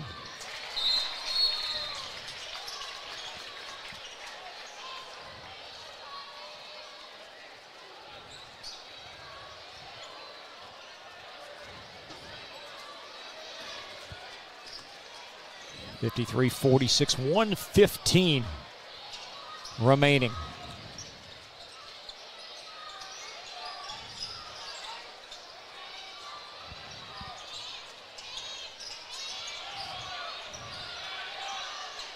And Owens inside the lane. Not been his night as it swirls off Busen with a rebound. There's DeMarcus Surratt foul, 5th team foul, so 2 free throws for the rest of this game. And a lot of folks getting an early trek home now. Yeah, unless something drastic happens and Douglas doesn't make free throws and Bryan Station gets 2 turnovers in a row, I think this game is in the wraps. So Surratt for 2. You've had some really solid individual performances tonight for the Broncos. Certainly Surratt, but the 5 big threes by Tate Robinson. I think Tate Robinson was the key to the game tonight. He kind of broke the game open with his threes, but it was the unselfish play of Douglas that led to those threes. J.J. Jenkins has made some big plays as well.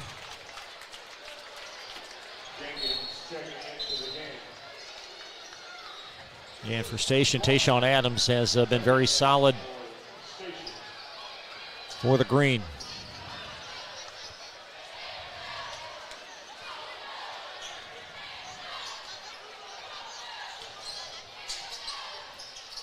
Nice overplay on the steal by J.J. Jenkins. And a quick foul call. Jenkins will trek all the way down for 2 more free throws. So the Broncos appear to win not only round 1, but round 2. And Frederick Douglas with the upper hand now in the district, at least head-to-head with Station. Well, we said it wasn't going to be a real smooth game today. It was going to be an ugly game, and that it was. But I just thought that Douglas made more plays and played with more poise tonight than Bryan Station, and actually had more contributors.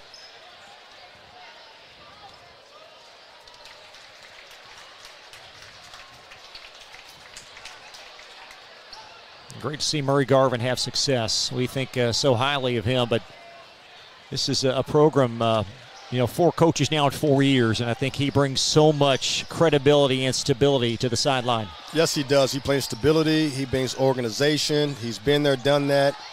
You know, he's coached at the highest level, Division I basketball, and that's just experience that no one else around here has. He's been in hotter situations and had to make much more adjustments in his career than most coaches, high school coaches in the area, which sets him apart in my eyes right now. Tate Robinson back.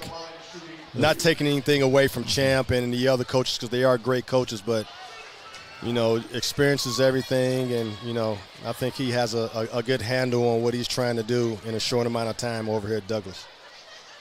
Free throw in for Robinson Murray, a 2016 MEAC Coach of the Year at South Carolina State during his stint there, as Robinson tacks on one more free throw.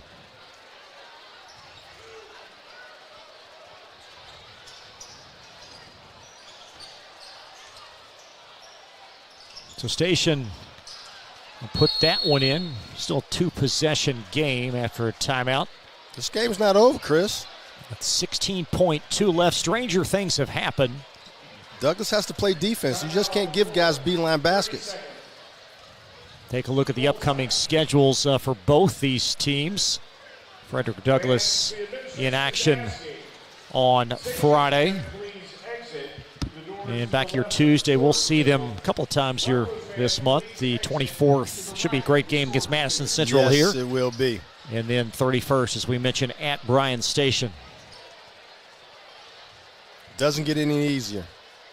And you look at Bryan Station's upcoming schedule. This is a really important game for them coming up Friday against Henry Clay on the road as well. They got to sustain. In order for them to stay up at the top of the charts in the district, that's a game they got to take care of. And vice versa for Henry Clay. Special thanks to the great people at Frederick Douglas for having us tonight. Always love coming here. Athletic Director Jeremy Delaney. Been a privilege to provide great content, or we hope is a great content for all the schools at the Fayette County Public Schools. And we thank you so much for joining us this evening. Tell you what, Fayette County schools have a lot to offer, not just in athletics.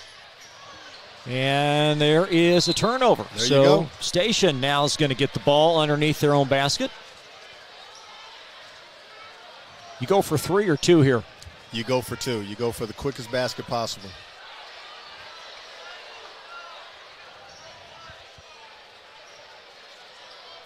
This gym has just been mass exodus, but still only a 2-possession game.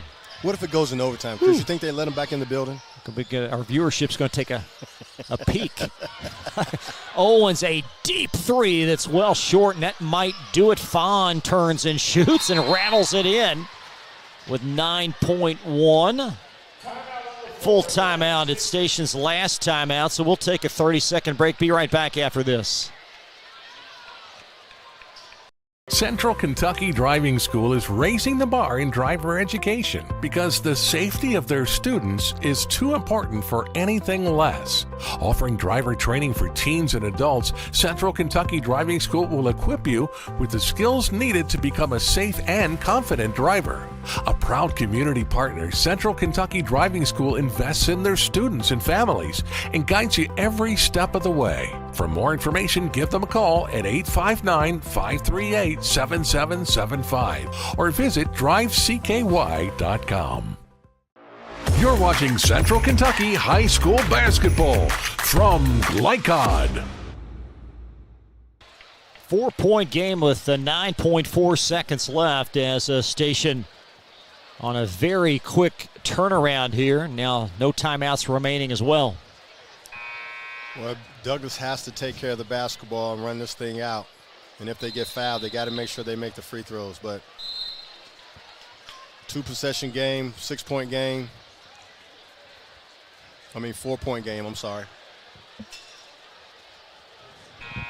Broncos turned it over here on this last inbound play, the length of the floor. And Bryan Station certainly going to try to pick up defense again.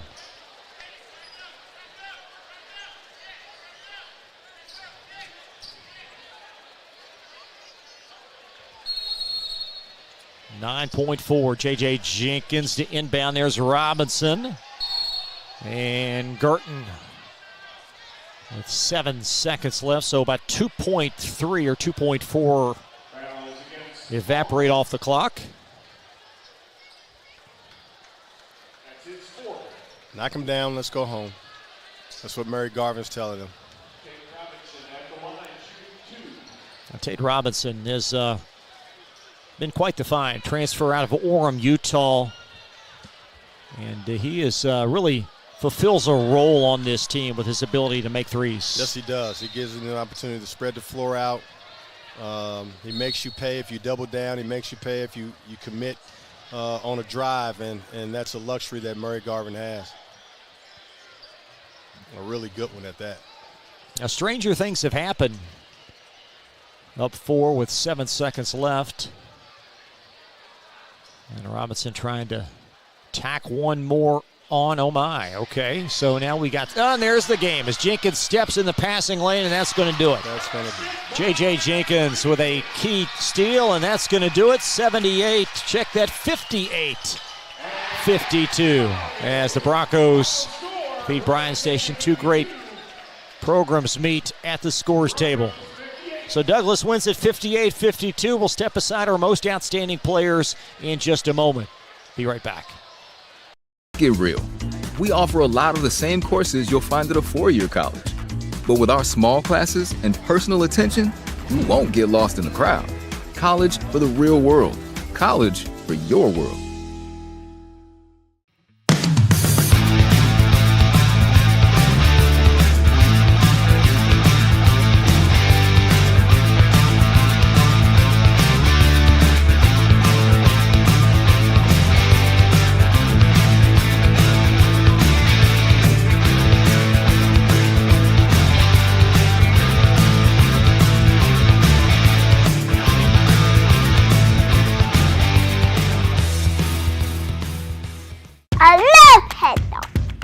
Children love Head Start, and you will too. Community Action Council's prep academies are hiring now. Head Start is an early childhood education program for children from birth to age 5. Help us give more children the Head Start advantage. Teacher, what are you waiting for? Join our team of dedicated education professionals. Apply online today at comaction.org. What are you waiting for? People want to define Gen Z, but that's our job.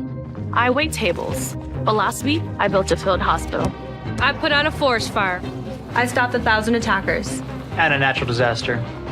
I've saved lives and led a team on patrol. I serve. Well, I go to school full-time while I work full-time. The greater the challenge, the stronger we become.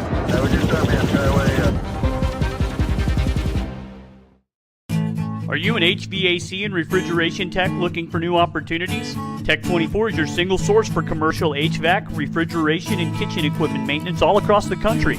We have exciting career opportunities with great pay and benefits in your area. To learn more, contact Brad at 864-549-8344 and check us out on the web at mytech24.com. 864-549-8344. Home of excellent service, support, and satisfaction, Lexington Outdoor Power Equipment is your one-stop mower shop.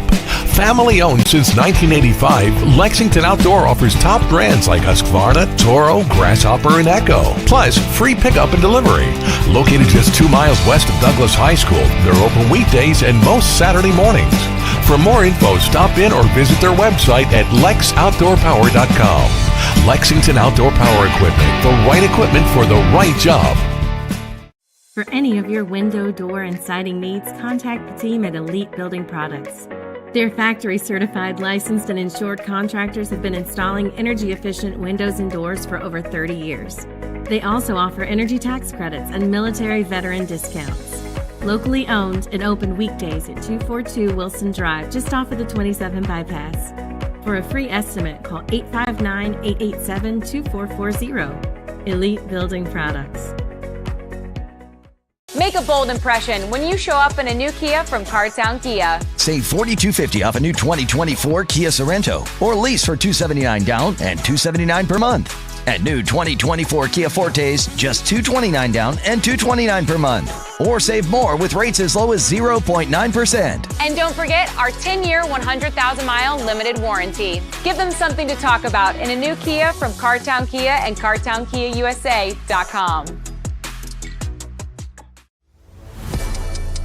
Tonight's post-game recap is brought to you by Cartown Kia, your dealership for unmatched design, performance, and savings at 3120 Lexington Road in Nicholasville. Visit them online at cartownkiausa.com. Final score tonight, Frederick Douglas improves to 11-2 on the season as they defeat Bryan Station 58-52. And Broncos certainly a much more polished performance tonight than the defenders. And it showed, and this is exactly how the game went, but it was much more of a high-scoring game at Lexington Catholic, but the result was the same. Bryan Station just couldn't get a rhythm. They couldn't get contributions from other guys on the team besides Amari Owens and Tate Robinson. Tate Robinson, but no, I'm talking about Bryan Station. They couldn't get contribution from Adams. I mean, the only contribution they got was from Adams and Amari Owens, and they got to get more of that. I mean, get more people involved if they're going to beat a team like a Douglas, who's well polished and can hit you, hurt you with an array of things, especially array of players. And another thing, Chris, was Douglas never got rattled. They were the more controlled team, and Bryan Station looked like they were trying to find themselves. And Chap's got to go back to the drawing board a little bit and get back that mojo that they had earlier in the year. Tonight's most outstanding players presented by our great friends at Elite Building Products. They're locally owned and committed to providing top quality products for your next home project. Visit EliteKentucky.com or stop by their Nicholasville showroom at 242 Wilson Drive. Again, Elite Building Products. A little bit of a teaser, if you will. It's Tayshawn Adams, and he was very strong today. 15 points unofficially for Bryan Station. And he does what he does. You know what I mean? He tried to protect the paint. He's going to score that. That's around his average. But he needs a little more help. He and Amari Owens need a little more help from their other teammates. You got to get something from two other people, Faulkner, Richmond. Those two got to show up in order for Bryan Station to have a chance in a game like this. 16 unofficially for Owens, but he really struggled from the floor and the foul line. They made it tougher for him this game, even more so than last game. Last game, they made him shoot 48 times. This time, they didn't allow him to shoot that many and still made him shoot a low shooting percentage. For Frederick Douglass, we're going to go with Tate Robinson, 16 points on 5 made threes. He's something that nobody else has, and he took advantage of his opportunities. For the most part, every open shot that he had, he made it, and that was pretty much the difference in the game. Got DeMarcus Surratt, J.J. Jenkins, both in double figures, and Frederick Douglass marches on. Broncos 11-2. They'll take on Scott County on Friday. Bryan Station again falls to 13-3. They are on the road Friday at Henry Clay, and we will have action for you then. So thank you so much for joining us on Glycod. Please subscribe to our YouTube channel as well and tell your friends all about our high school sports coverage. That'll do it for us. Our executive producer tonight has been Steve Berg, Shidok Artistani, our executive assistant. For camera operator Joe O'Million and analyst Sean Woods, I'm Chris LaBar. Good night from the farm at Frederick Douglass High School in Lexington. You've been watching Central Kentucky High School basketball on Glycod. Again, thank you for From Glycod, this has been Central Kentucky High School Basketball. Presented by Bluegrass Community and Technical College. College for the real world. College for your world. Tonight's game was brought to you by Cartown Kia in Nicholasville. Movement that inspires. IBEW Local 369. Power up your potential. Mathnasium of East and West Lexington. Changing lives through math. Roosters, a fun, casual place for wings and more. Martin's Peterbilt of Central Kentucky. Community Action Council.